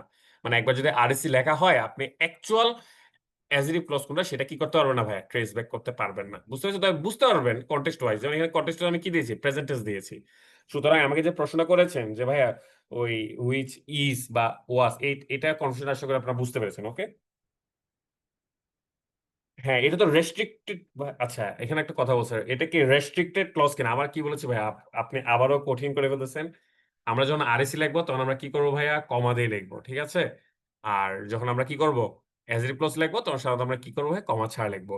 আর রেস্ট্রিক্টিভ নন রেস্ট্রিক্টিভ এটা তো আপনার বোঝানোর জন্য বলেছি যে আসলে কি জিনিস গ্রামারে, ঠিক আছে? ওকে। আবার বলতেছি যে অ্যাপোজিশন অ্যাপোজিটিভ এগুলো নিয়ে আপনার মাথা ব্যথা করার কোনো দরকার নাই, ঠিক আছে? দেখেন, এই যে এইগুলো ছিল আমাদের ক্লজ, সরি আমাদের আরএসি, ঠিক আছে? এই লাল অংশগুলো, এই আরএসি গুলো কাকে ইয়ে করতেছে? প্রথমটা আইল্যান্ডকে মডিফাই করছে, আর পরের ক্ষেত্রে কি বাংলাদেশকে মডিফাই করছিল। ওকে। আর এগুলোকে যদি আমি কি করি ভাইয়া, আমি যদি ক্লজে কনভার্ট করি তাহলে আমার এইগুলো আসে। সবাই ধরতে পেরেছি এটা? এই অংশটা কি ক্লিয়ার? মানে পেপারের এই যে একটা ছোট্ট একটা লাইন, এটা কি সবাই বুঝতে পেরেছি ভাইয়া? সবাই কি ক্লিয়ার? আমি বলছি ভাই, অনেকেই ক্লজ পড়ায় ফ্রেজ পড়ায়, কিন্তু আমার মনে হয় না রিটেন কোর্সে আমার থেকে ইজিয়েস্ট ওয়েতে এবং সবচেয়ে সিম্পলিফাইড ওয়েতে আর কেউ পড়ায়। কারণ আমি যেগুলো পড়াই সেগুলো ইমপ্লিমেন্টেবল, মানে আপনি এক্সাম হলে আসলে ওগুলো লিখতে পারবেন। আমি চাইলে এমন কিছু পড়াইতে পারতাম তোমার মতো ওয়াও ভাইয়া মনে হয় ইংলিশের বিদ্যাসাগর, ওরকম তো ভাই পড়াই, ওরকম ফ্লেক্স নিয়ে তো আমার লাভ নাই। আমার দরকার হচ্ছে আপনি যেন জব পান, জব পাই আমাকে যে একটা মেসেজ দিবেন যে ভাইয়া আমি আলহামদুলিল্লাহ আমি অমুক জব পেয়েছি, আপনার কোর্সটা আমাকে হেল্প করছে, এই মেসেজটা আমাকে আনন্দ দিবে। বুঝতে পারছি? আর কিছু না। ক্লিয়ার? এখন আপনি ওই যে আমাকে যদি বলেন ওয়াও ভাই মনে হয় ইংলিশের Vidyasagar, believe me or not আমার হাসি আসবে, ঠিক আছে? কোনো মানে আসবে না, মানে আনন্দ হবে না। ওকে, ঠিক আছে। এখন দেখেন তাহলে আমরা একটু কঠিন দিকে যাই নাকি? হুম। তো একটু কঠিন দিকে যাই, খুব কঠিন না, আবার জাস্ট বোঝার চেষ্টা করি। দেখেন আমি সবসময় একটা জিনিস বলি যে আপনারা একটু ট্রেন্ডি থাকার ট্রাই করবেন। মানে আমাদের ন্যাশনাল এবং ইন্টারন্যাশনাল লেভেলে কোনগুলা ব্রেকিং নিউজ, ঠিক আছে, মানে কোনগুলা মানে একদম বলবো যে কি সবচেয়ে ইম্পর্টেন্ট নিউজ, সেটা আপনাদের অবশ্যই অবশ্যই জানা থাকা উচিত। বিশেষ করে তিনটা সেক্টরে, চারটা সেক্টর আমি বলবো টু বি অনেস্ট, কারণ চাকরি পরীক্ষাতে স্পোর্টস থেকে প্রশ্ন আসে। স্পোর্টস বলতে ক্রিকেট, ফুটবল, টেনিস, এই তিনটা মাস্ট। কোন আপনার কোন চ্যাম্পিয়নশিপ কখন হচ্ছে, ঠিক আছে, কে উইনার হচ্ছে, কে রানার আপ হচ্ছে, কে হোস্ট কান্ট্রি, স্পোর্টসে এইগুলো অবশ্যই অবশ্যই দরকার। ওকে। এরপরে আসেন তাহলে একটা, বা এরপর কি হচ্ছে, ন্যাশনাল লেভেল। ন্যাশনাল লেভেলে তো আমাদের কি কি ঘটনা হচ্ছে এটা আমাদের অবশ্যই জানা উচিত। তারপরে ইন্টারন্যাশনাল লেভেলে কি কি হচ্ছে সেটা আমাদের জানা উচিত। আরেকটা সেকেন্ড হচ্ছে বিজনেস এন্ড ইকোনমিক্স। ওই যে ডেইলি স্টার একটা বিজনেসে একটা 4টা পৃষ্ঠা আলাদা থাকে না, আমি কিন্তু প্রতিদিন বলেছি। এবং দেখেন যারা আমার কথা মতো এই পেপার মানে পত্রিকাগুলো পড়ে, তাদের যদি কোনোদিন ভাইবা থাকে তারা ওই ভাইবা খুব ভালো দেয়। এবং দেখেন আমাকে অনেকে পোস্ট দিয়ে মেনশনও করে। এরকম ভাইয়া বলে গেছিল যে মিনিমাম 20 থেকে 30 মিনিট এই অংশটা পড়তে হবে। উনি এই যে আজকে ওনার একটা পোস্ট দেখলাম, আমি দেখলাম ট্যাগ দেয়া, ট্যাগে দেখি যে কি উনি একটা জব পাইছে, ভাইবাতে ওনাকে যে প্রশ্ন করছিল ওগুলো বিজনেস এন্ড ইকোনমিক্স এর ওই পোর্শন থেকে প্রশ্ন করছে। তো আমি জন্য বলি যে সবসময় এই 4টা টপিক কি করবে, একটা আপডেট থাকবেন। স্পোর্টস এর জন্য আমার মনে হয় ইংরেজি না পড়ে চাইলে বাংলাও পড়তে পারে, যদি টাইম সেভ করতে চান, তবে আমি বলবো যে ইংলিশে পড়েন। ঠিক আছে, তারপর ন্যাশনাল ইন্টারন্যাশনাল তো অবশ্যই ইংলিশ, এবং হচ্ছে কি এই যে আপনার ডেইলি স্টার থেকে আপনার যদি ইয়াটা পড়েন, এই যে ইকোনমিক্স সরি বিজনেস পার্টটা পড়েন, আমার মনে হয় আর কিছু লাগে না, অন্য কোনো পেপার পড়া লাগে না।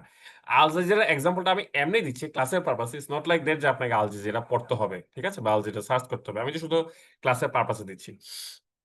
আপনাকে যদি আজকে কেউ ভাইবা বোর্ডে প্রশ্ন করতো যে আন্তর্জাতিক মহলে এখন সবচেয়ে মানে গুরুত্বপূর্ণ নিউজ কোনটা, আপনি অনেকে হয়তো রাশিয়া ইউক্রেন বলতেন, অনেকেই হয়তো কি বলতেন, এই গাজার যে আমাদের দুর্ভিক্ষ চলছে সেটা বলতেন, কিন্তু অ্যাকচুয়াল যেটা মানে কি একটা নিউজ যেটা, সেটা হচ্ছে এটা যে ট্রিপল এই যে আমাদের যেটা বলে আমাদের ট্রিপল এস। আপনার কি নাম জানেন, এটা ট্রিপল এস এর ফুল ফর্ম জানেন? এনিওয়ান? ট্রিপল এস মানে কি বলেন তো? ডাব্লিউডাব্লিউ এর ট্রিপল এস না কিন্তু, আবার বলেন একটু তাহলে বাকিরাও জানুক, এবং বাকিরা এটাও জানুক যে আপনাদের মধ্যে কয়জন আছেন যারা আসলেই পড়ালেখার সাথে ভালো আপডেটেড।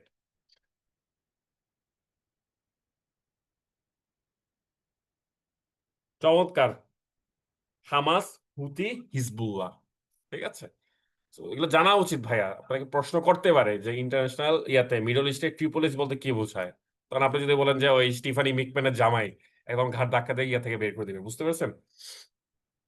আচ্ছা, তো যেটা বলতেছিলাম, দেখেন ইয়েমেনের কি লেখছে, ইয়াটা দেখেন, হেডলাইন দেখেন, Yemen's Houthis confirm Israeli air strike killed the group's prime minister.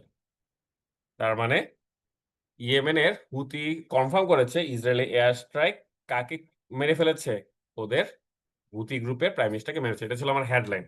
Okay, so দেখেন আমি এখান থেকে একটা সেন্টেন্স আমি আপনার জন্য এনেছি, একটু পড়েন তো সবাই।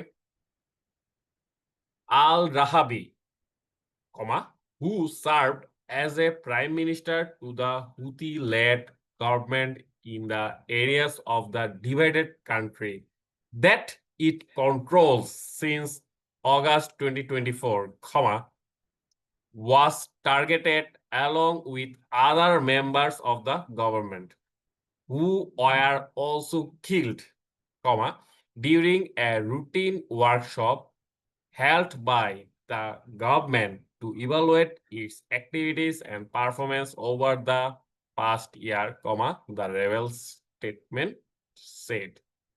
ওকে, এটা একটু ছোট গেছে স্ক্রিনটা, আমি এটাকে এখানে নিয়ে আসলাম। সবাই একটু দেখি আমরা এখানে।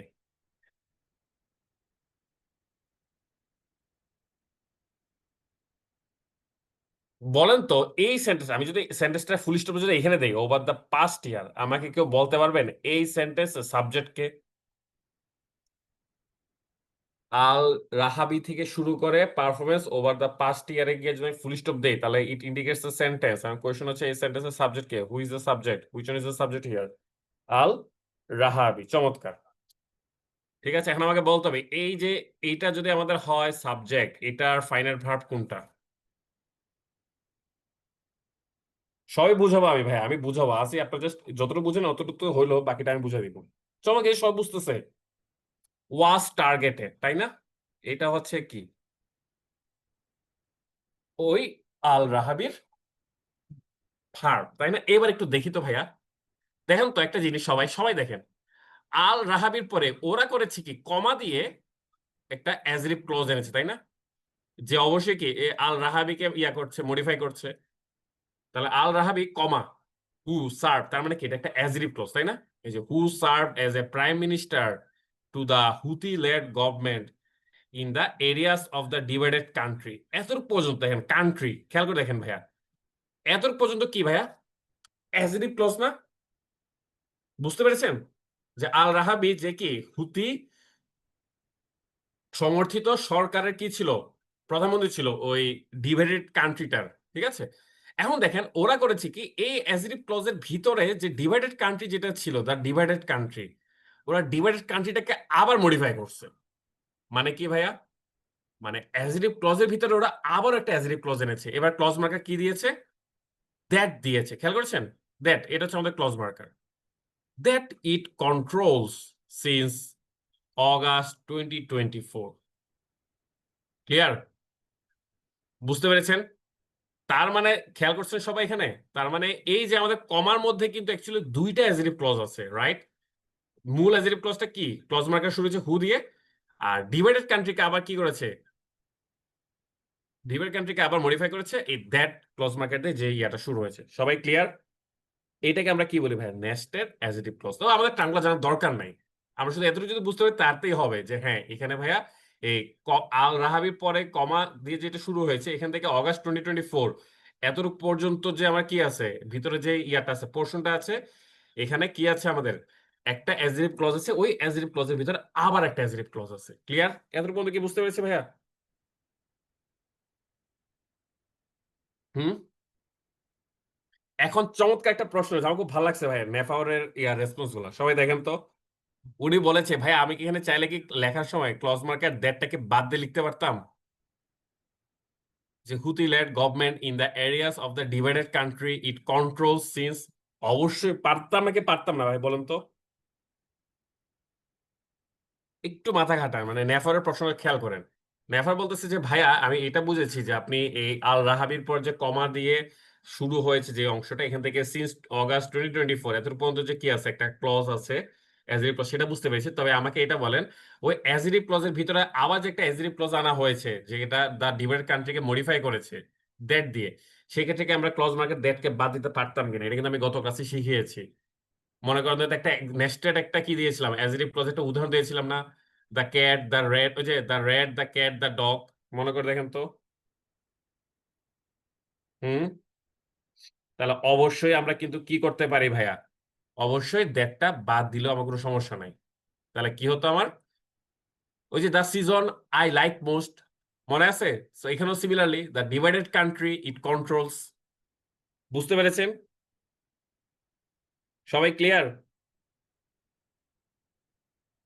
না না না না, ওই যে মনে করে দেখেন আমি লাস্ট ক্লাসে পড়েছিলাম the season I like most, এটা অ্যাকচুয়ালি কি ছিল, the season that I like most. আমি কিন্তু এখানে ক্লজে মানে ফ্রেজে কনভার্ট করছি না, জাস্ট আমি কি করছি, অ্যাজ ইউ ক্লজে ক্লজ মার্কেটে যে মাঝে মাঝে বাদ দিয়েছে সেটা বুঝাচ্ছি। ক্লিয়ার?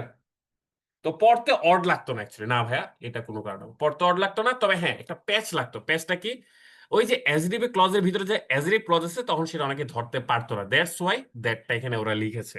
বুঝতে পেরেছেন এবার? মানে চাইলে আমরা বাদ দিয়ে লিখতে পারতাম, তবে সেই ক্ষেত্রে কিছু কিছু মানে সবাই তো আসলে আমার আপনার মতো পারে না, ইংলিশ পারে না, তাই না? তো যারা তখন তখন তাদের কাছে একটু নেস্টেড অ্যাজ এ প্রশ্ন একটু প্যাচ লেগে যেত, এই কারণে তারা করেছে, মেনশন করেছে। নাইস। সবাই ধরতে পারতেছে যে আমার এইটাই ভালো লাগতেছে, ঠিক আছে। চমৎকার ভাই, আপনারা যে নতুন কিছু শিখতে পারতেছেন, এইটাই ভাই আসলে লাভ আপনাদের এই কোর্স থেকে। আরো অনেক কিছু জানতে পারবেন যদি পুরো কোর্সে আমার সাথে থাকেন, ঠিক আছে। ওকে। আচ্ছা।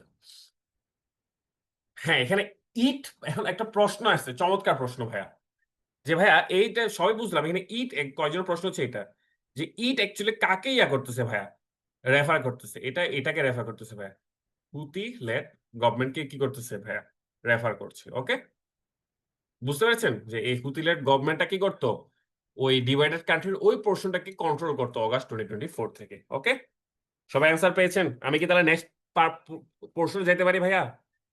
অগাস্ট 2024 এত মধ্যে কি সবাই ক্লিয়ার? আর ফার্স্ট পুরো সেন্টেন্সেস হচ্ছে আমাদের সাবজেক্ট হচ্ছে আল রাহাবি। ওকে, ঠিক আছে, থ্যাংক ইউ। আপনার ভাই এই যে দেখেন, আপনার ভাই এখন আপনি বুঝতেছেন, আপনারা এখন ভাই আল জাজিরার সেন্টেন্স গুলো আপনি ভেঙে ফেলতে পারতেছেন, মানে বুঝতেছেন আপনাদের লেভেল কত ইনক্রিজ হচ্ছে। আপনি জাস্ট এটা বোঝার চেষ্টা করেন যে আপনাদের ইংরেজি লেভেলটা কিন্তু আস্তে আস্তে বাড়তেছে, ঠিক আছে। এখন আপনার জন্য কিন্তু আল জাজিরা একটা কি এই নিউজ ক্লিপ আপনার জন্য কঠিন কিছু না, আপনি ইজিলি সেটাকে ব্রেকডাউন করে পড়তে পারতেছেন। হয়তো ক্লাস হয়েছে মাত্র দুটা কি তিনটা, তাই না? আরো তো ক্লাস বাকি। আচ্ছা হোয়াট এভার। এবার আসেন তাহলে, অ্যাকচুয়ালি আমি ধরলাম, মনে মনে ধরি ওই যে ওই নাই, ক্লসটা নাই। তাহলে Al Rahawi was targeted along with other members of the government. Clear? Al রাহাবিকে টার্গেট করা হয়েছিল সরকারের অন্যান্য সদস্যদের সাথে। ঠিক আছে, এতটুকু পর্যন্ত দিলে কিন্তু আমার সেন্টেন্সটা হয়ে যেত যে Al Rahawi was targeted along with other members of the government. কিন্তু না, এখন আপনার মনে চেয়েছে ভাইয়া আমি দা গভর্নমেন্টকে কি করব ভাইয়া, ইয়া করবো যে সরি, এই আদার মেম্বার্স অফ দ্য গভর্নমেন্ট এইটাকে আমরা কি করবো ভাইয়া, মডিফাই করব। এই যে বললাম আল রাহাবিকে কাদের সাথে টার্গেট করা হয়েছিল, আদার members of the government. Clear? এটাকে আমি কি করবো, মডিফাই করব। ঠিক আছে, তো ওইটা কি লাগলো দেখেন, হু আর অলসো কিল্ড। এই যে ওই অলসোটা কি বলা হচ্ছে ভাইয়া, এই অলসো বলতে কাকে মিন করা হচ্ছে, আদার মেম্বার্স অফ দ্য গভর্নমেন্টকে কি রেফার করছে। তার মানে এই যে হু ক্লজ মার্কার, এই যে আরেকটা যে ক্লজ শুরু হচ্ছে ও কাকে ইয়া করতেছে, মডিফাই করতেছে, এই যে এটাকে আদার মেম্বার্স অফ দ্য গভর্নমেন্টকে কি করতেছে সে এবার মডিফাই করছে, যে হু আর অলসো কিল্ড। ক্লিয়ার? কখন? During a routine. এত পর্যন্ত কি বুঝতে পারছেন ভাইয়া সবাই? এই যে হু আর অলসো কিল্ড কমা পর্যন্ত, গাইস? হুম, ওকে। এবার দেখেন তো, তাহলে এইটা Al Rahawi who was targeted during a routine workshop. মূল সেন্টেন্সের দিকে আসি আমরা, আল রাহাবি ওয়াজ টার্গেটেড, ঠিক আছে, during a routine workshop held by the government. Okay, এখানে একটা জিনিস খেয়াল করেন তো, বলেন তো এখানে একটা আমাদের ফ্রেজ আছে, ফ্রেজটা কোথায়, এখান থেকে, during a routine workshop held by the government to evaluate its activities and performance over the past year. এখানে আমাদের একটা আরএসি লুকিয়ে আছে, কেউ কি বলতে পারবেন আরএসিটা কোথায়? চমৎকার, অনেকে ধরেছে, বাকি কে ধরতে পেরেছেন ভাইয়া? এই যে দেখেন তো এই সেন্টেন্সটা, during a routine workshop which was held, তাই না? তাহলে হুইচ ক্লজ মার্কে বাদ দিয়েছে, ওয়াজটাকে বাদ দিয়েছে, যেহেতু এটা প্যাসিভ ভয়েস ছিল যেন ভার্বের পাস্ট পার্টিসিপল যেটা হেল্প সেটাই থেকেছে। তাহলে এই যে a routine workshop held by the government, এটা কি বুঝতে পারছেন সবাই? তাহলে এখানে আমার কি আছে, একটা আরএসি আছে। ক্লিয়ার? এই যে সব ধরে ধরে ফেলতে পারছেন ভাই, এই যে পুরো সেন্টেন্সটা এখন আপনারা কি করতে পেরেছেন ভাইয়া, অ্যানালাইসিস করে ব্রেকডাউন করে ফেলতে পারছেন। এখন বলেন তো আপনারা যদি কোন একটা সেন্টেন্স, এরকম একটা বড় সেন্টেন্স যদি কি করতে হয়, এরকম ক্লজ ফ্রেজ গুলো যদি আলাদা আলাদা করে ফেলতে পারবেন পার্ট বাই পার্ট, অনুবাদে এটাকে অনুবাদে আপনাকে এটা কাজে দিবে না? বুঝতে পারতেছেন? এখন অনেকে যে আমাকে বলেন যে ভাই অনুবাদের জন্য কোন বই পড়বো কোন বই পড়বো, আসলে কি অনুবাদ কি ভাই ওই বই পড়ে পড়ে শেখার বিষয়, নাকি অনুবাদ এই কোর গ্রামারটা ধরার পরে নিজে নিজে ইয়া প্র্যাকটিস করার বিষয়, হুইচ ওয়ান ভাইয়া? ওই যে এখন দেখেন দেখেন কয়জনকে প্রশ্ন আছে ভাইয়া, আপনি যে বলেছেন যে আপনি আরএসি তে কমা দেন, অ্যাজরিভ ক্লজে কমা দেন না, এখানে তো তার উল্টা করছে। এখানে অ্যাজরিভ ক্লজে কমা দিয়েছে, আরএসি তে কমা দেন নাই। আমি বলছি কি ভাই ওটা আমার টেকনিক, আমি এক্সাম হলে অ্যাপ্লাই করি। ঠিক আছে, আর এখানে যিনি লিখেছেন আল জাজিরার যে ফিচার রাইটার, এটা তার টেকনিক। ঠিক আছে, এগুলো তো গ্রামারে হার্ড এন্ড ফাস্ট কোনো রুল না ভাই, ঠিক বুঝতে পেরেছেন ভাইয়া? ক্লিয়ার? তো এমন এটা না যে আমি যেটা বলছি এটা মানে সবসময় এটাই হবে। আমি তো কি বলতেছি যে কমার ব্যাপারে আপনার একটা স্বাধীনতা আছে ভাইয়া, ঠিক আছে? এক্সাম হলে রেস্ট্রিকটিভ নাকি নন রেস্ট্রিকটিভ এটা মাথায় আনিয়েন না। আপনাদেরকে শুধু শিখেছে কমা থাকলে এটা কি হয় আর কমা না থাকলে কি হয়। কিন্তু এক্সাম হলে আপনি আবার বসেন না যে আমি যেটা লিখতেছি এটা রেস্ট্রিকটিভ তাই আমি কমা দিব না, বা রেস্ট্রিকটিভ না তাই কমা দিব, এইসব চিন্তা ভাবনা করিয়েন না। ঠিক আছে, আপনারা ওই যেটা বলো অ্যাজ ক্লোজ লেখার সময় উইদাউট কমা লিখে যান, আর আপনার আরএসি লেখার সময় চাইলে কি করতে পারেন, কমা দিয়ে লিখতে পারেন। ঠিক আছে, ওকে। আচ্ছা, ভীতি থাকলে মাথায় আসে। ওকে।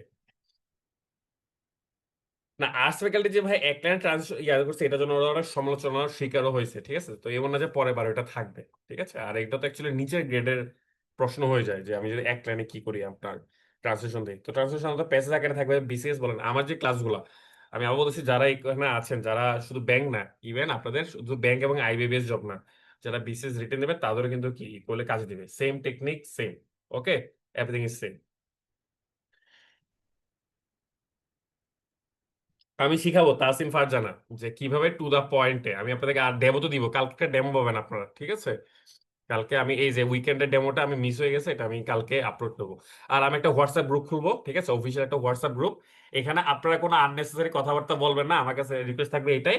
কারণ ওখানে আমি পিডিএফ যেগুলো দিব ওগুলো আমি কি করতে যাচ্ছি অ্যাকচুয়ালি, মানে দিতে যাচ্ছি, কারণ ফেসবুকে দিলে একটু হারায় মানে ইয়া হওয়ার সম্ভাবনা থাকে। আইডি যদি কোনো সময় কোনো কারণে ডিসেবল হয়ে যায়। তো আমি চাচ্ছি যে হোয়াটসঅ্যাপ গ্রুপে শুধু মানে আপনার ওখানে আননেসেসারি আপনার নিজস্ব যদি কোনো হোয়াটসঅ্যাপ গ্রুপ থাকে ওখানে চ্যাটিং করে কোনো সমস্যা নাই, কিন্তু আমি যে গ্রুপটা খুলবো ওইটাতে কাইন্ডলি ভাই শুধু আমার ইয়াগুলা মানে মেটেরিয়ালস গুলো যেন থাকে, যেন আপনাদের জন্য ইজি হয় মেটেরিয়ালস গুলো পাও। ঠিক আছে ভাই? ওকে, হ্যাঁ মেসেজ গুলো আমি কি করে দিব ভাই, মানে যেন কেউ মেসেজ দিতে না পারে। ওকে, হ্যাঁ আরেকটা জিনিস হচ্ছে আমার একটা প্ল্যান আছে যে ক্লাসের স্লাইড গুলো কি শেয়ার করা, ওই জন্য মূলত আসলে হোয়াটসঅ্যাপ গ্রুপটা খোলার ইয়ে করছি। তো আমাকে 2 দিন সময় দেন, আমি 2 দিনের মধ্যে হোয়াটসঅ্যাপ গ্রুপটা খুলে এই সব এখন আপাতত ফেসবুকে দেই, কিন্তু কয়দিন পরে আমি সেগুলো হোয়াটসঅ্যাপে দিব। ঠিক আছে? ওকে, হ্যাঁ চ্যাট অফ করে দিব ভাইয়া। ঠিক আছে। আচ্ছা, একজন আমাকে কি বলেছে যে হু সার্ভড এর বিপরীতে সার্ভিং দেয়া যেত না। হ্যাঁ হইতে ভাইয়া, মানে আপনি চাচ্ছেন যে কি ওরা লেগেছে অ্যাজিটিভ ক্লজে, আপনি চাচ্ছেন অ্যাজিটিভ ফ্রেজে লিখতেন পারতেন। Al Rahawi serving as a prime minister to the লিখ পারবেন ভাইয়া। আমি জাস্ট একটা নিউজ ক্লিপের একটা সেন্টেন্সের আমি আপনাদের কি দেখালাম, পার্ট বাই পার্ট এক্সপ্লেনেশনটা আমি আপনাদের দেখালাম। এখন আপনারা বলেন তো ভাই, ইংরেজি কি খুব কঠিন মনে হয়? মানে এই যে 3টা কি ক্লাস করেছেন আমার, আপনার কি মনে হয় রিটেন ইংলিশ হোক বা নিউজ পেপার হোক খুব কঠিন? ইংরেজিগুলো আসলে কিন্তু ইন্টারেস্টিং, শুধু আপনাকে এই ক্লজ এবং ফ্রেজের বিষয়গুলো একটু ধরতে হবে ভাইয়া। ওকে, সো ক্লাস ভাই, আজকে ক্লাস অলমোস্ট শেষ। ঠিক আছে, আমি এখন শুধু কিছু বিষয় নিয়ে কথাবার্তা বলে কি ক্লাসের সমাপ্তি ঘোষণা করবো। যদি কারোর কোনো কাজ থাকে তাহলে, যদি কোনো সমস্যা থাকে তাহলে ভাই আস্তে আস্তে কি নিতে পারেন ভাই। ক্লাস এত পর্যন্ত ছিল, আপনারা কি করতে পারেন, নিজ নিজ কাজে চলে যেতে পারেন। আর আমি এখন আপনাদের সাথে কিছু কথাবার্তা বলবো, থাকা উচিত আমার মনে হয় আরো 5-10 মিনিট একটু থাকলে আপনাদের মতো লাভ হবে, 5টা মিনিট থাকেন। ওকে, আচ্ছা। তো এখানে একটা জিনিস আছে ভাইয়া, আমি আবারও ক্লিয়ার করে দিই। এটা হচ্ছে এই যে ক্লজ, মানে আমি যতটা ইজি ভাবে পড়াচ্ছি আসলে কিন্তু ক্লজ বা ফ্রেজ এত ইজি না। ঠিক আছে, এগুলো দিয়ে অনেক জটিল জটিল কি করা যায় ভাইয়া, সেন্টেন্সের স্ট্রাকচার কি করা যায় ভাইয়া, বিল্ড আপ করা যায় এই যে ইএম ডিস্টেন্স ব্যবহার করে। কিন্তু আমার যে বললাম আমি যে এক্সাম হলে আপনার একটা টাইম লিমিটেশন থাকবে। ঠিক আছে, তখন আপনার একই সাথে টপিক নলেজটা আনতে হবে, মানে যে জিনিসটাতে আপনাকে লিখতে হবে টপিক নলেজ বা সাবজেক্ট নলেজ যাই বলুন না কেন। ঠিক আছে, ধরুন আপনাকে এই যে মাথার বাড়ি নিয়ে লিখতে বললো, তখন আপনার মাথার বাড়ির সাবজেক্ট নলেজ তো থাকতে হবে, তাই না? আর একটা জিনিস ভাইয়া, আপনি তখন ওই সাবজেক্ট নলেজটাকে আপনি যে লিখবেন সেটা লিখবেন যে এরকম সেন্টেন্সের ক্লজ এবং ফ্রেজের ব্যবহারগুলো করে। বুঝতে পেরেছেন? তো আপনি খুব বেশি যে সময় পাবেন তা না। তো এই জন্য বলেছি যে আমি যেগুলো পড়াবো ওগুলো আপনারা চাইলে এক্সামে ইমপ্লিমেন্ট করতে পারবেন। ঠিক আছে, কিন্তু আরো কিছু বাজারে আরো তো পড়ায়, তাই না? আমি তো একা পড়াই না। দেখবেন যে একটু বেশি ইয়া হয়ে যাচ্ছে, হাই লেভেলে হয়ে যাচ্ছে। হয়তো অল্প কিছু স্টুডেন্ট ধরতে পারে, কিন্তু মানে ম্যাক্সিমাম মানে মানুষই কি ধরতে পারবে না। তো আমার টার্গেট হচ্ছে ম্যাক্সিমাম মানুষ যেন কি করে ভাই, জবটা পায়। ব্যাংক জব বলেন, আইবিএস জব বলেন, অথবা ইভেন বিসিএস এ বলেন। ঠিক আছে, তখন আপনারা বলতে পারেন যে না, শিবামতি দাদা আমাদেরকে একটা জিনিস শিখিয়েছিল, এই জিনিসটা আসলে আপনাদেরকে আমার পাও না। আচ্ছা, এবার একটা জিনিস আপনাদেরকে দেখাই, একটু দেখানো উচিত তাহলে। যদি আমি নিউজ পেপার সেশনটা একদম ফাঁকে ফাঁকে আপনাকে দেখাবো, সবাই একটু তাকাই ভাইয়া। আমি আজকে যেটা পড়তে বলেছিলাম, আপনার খাতায় একটু কিছু কিছু জিনিস অবশ্যই নোট করা উচিত। ওকে, এখানে একটা জিনিস খেয়াল করে দেখেন। আপনারা সবাই স্ক্রিন দেখতে পাচ্ছেন আশা করি, তাই না? দেখতে পাচ্ছেন না ভাই সবাই?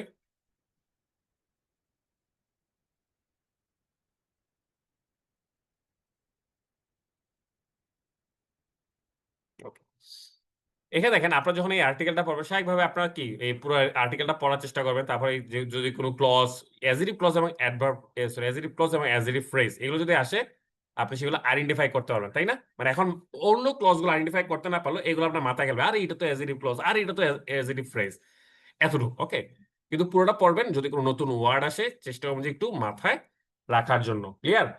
যদি কোনো নতুন টার্ম আসে সেটা আপনার পড়া উচিত। যেমন এখানে একটা নতুন টার্ম আমি পাচ্ছি, দেখেন মিডা, পাইছেন? Maheshkhali integrated development authority. তো এরকম নতুন টার্ম একটু মাথায় ঢুকে রাখবেন, মুখস্থ করার কিছু নাই, মাথায় অটোমেটিক ঢুকে যাবে।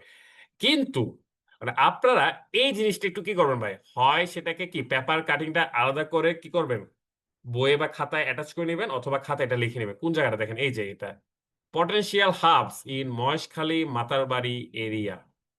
বুঝতে পেরেছেন? এই যে জিনিসগুলা এখানে সবগুলো হয়তো আমার কি রিটার্ন খাতা আপনি লিখতে পারবেন না, কিন্তু মূল পয়েন্টগুলো রিটার্ন খাতা লিখে আসবেন।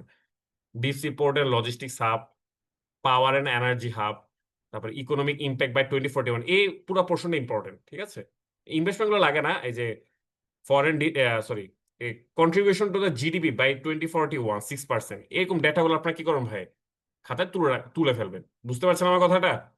তারপর রিস্ক এন্ড চ্যালেঞ্জেস, কি কি রিস্ক আছে, এই তিনটা ওরা পয়েন্ট হাইলাইট করেছে, তিনটা পয়েন্ট আপনি কি করবেন, খাতায় তুলবেন। ওকে, সবাই বুঝতে পারছেন? তারপর ধরুন ম্যানুফ্যাকচারিং হাব, এটা লেখার পরে এই প্রথম যে ডেটাটা দেখেন খুব important, possibility of establishment of 7 economics zone. আর ওই ইয়াগুলা কি, ইন্ডাস্ট্রি গুলা কি কি, এগুলো জাস্ট পড়লে হয়ে যাবে, steel and cement, food, beverage, ঠিক আছে, পেট্রোকেমিক্যালস, ব্লা ব্লা ব্লা, হোয়াটএভার। এই ডেটাগুলো দরকার নেই, ইনভেস্টমেন্ট পটেনশিয়াল দরকার নাই, ঠিক আছে। তারপরে এই যে এই ডাটাটা ইম্পর্টেন্ট, লাইকলি এক্সপোর্টস বাই 2041, মানে এটা হচ্ছে আমার এস্টিমেটেড এক্সপোর্ট কত হবে আপনার 2041 নাগাদ, এটা 7.6 বিলিয়ন মার্কিন ডলার, ঠিক আছে। বুঝতে পেরেছেন ভাই? পরে এইগুলো দরকার নাই, যেগুলো খুব কঠিন কঠিন ডেটা সেগুলো আমাদের দরকার নেই।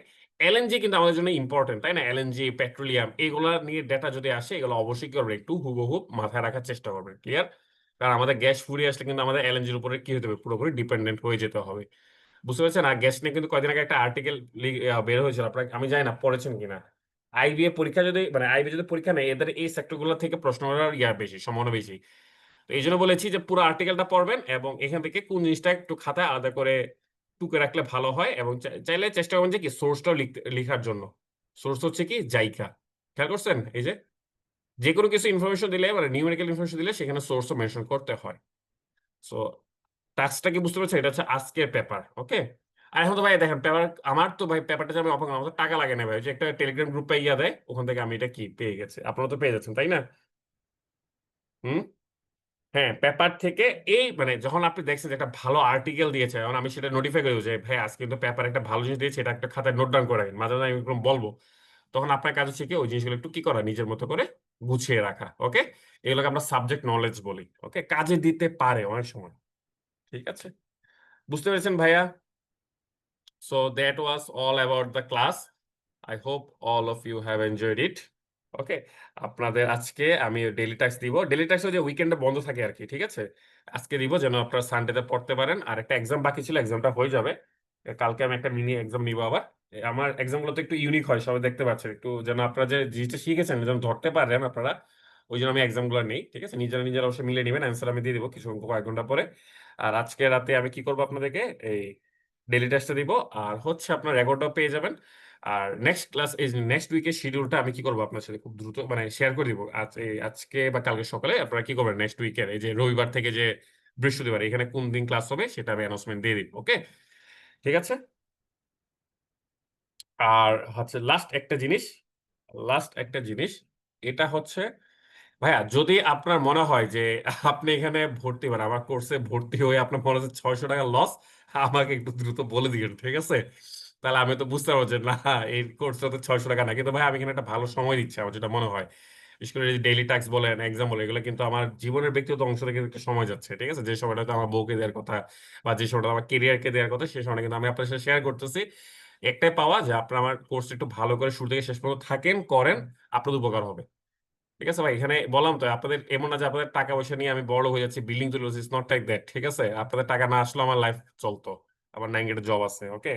এবং এটা গর্ব করার বিষয় না, তাও বলি, আমার একটা না একাধিক আমার প্রত্যেকবারই কি একটা জব করি, একটা জব হাতে কিন্তু রিকমেন্ডেড থাকে আমার, মানে আমি এই স্টেজে বিশ্বাস করি, ঠিক আছে। তো এটা অবশ্য বয়স 32 হওয়ার পর আর পসিবল না। ওয়াট এভার ভাই, ঠিক আছে। আর আপনাদের কিছু প্রশ্ন ক্লাসে দেখবেন তো, আমি ক্লাস তাহলে কি করছি ভাই, সমাপ্তি ঘোষণা করছি, আর আপনাদের ব্যক্তিগত যে কোয়েশ্চেন গুলো আছে সেগুলো আমি উত্তর দিচ্ছি, okay. So class was all about মানে সে চলে আসে।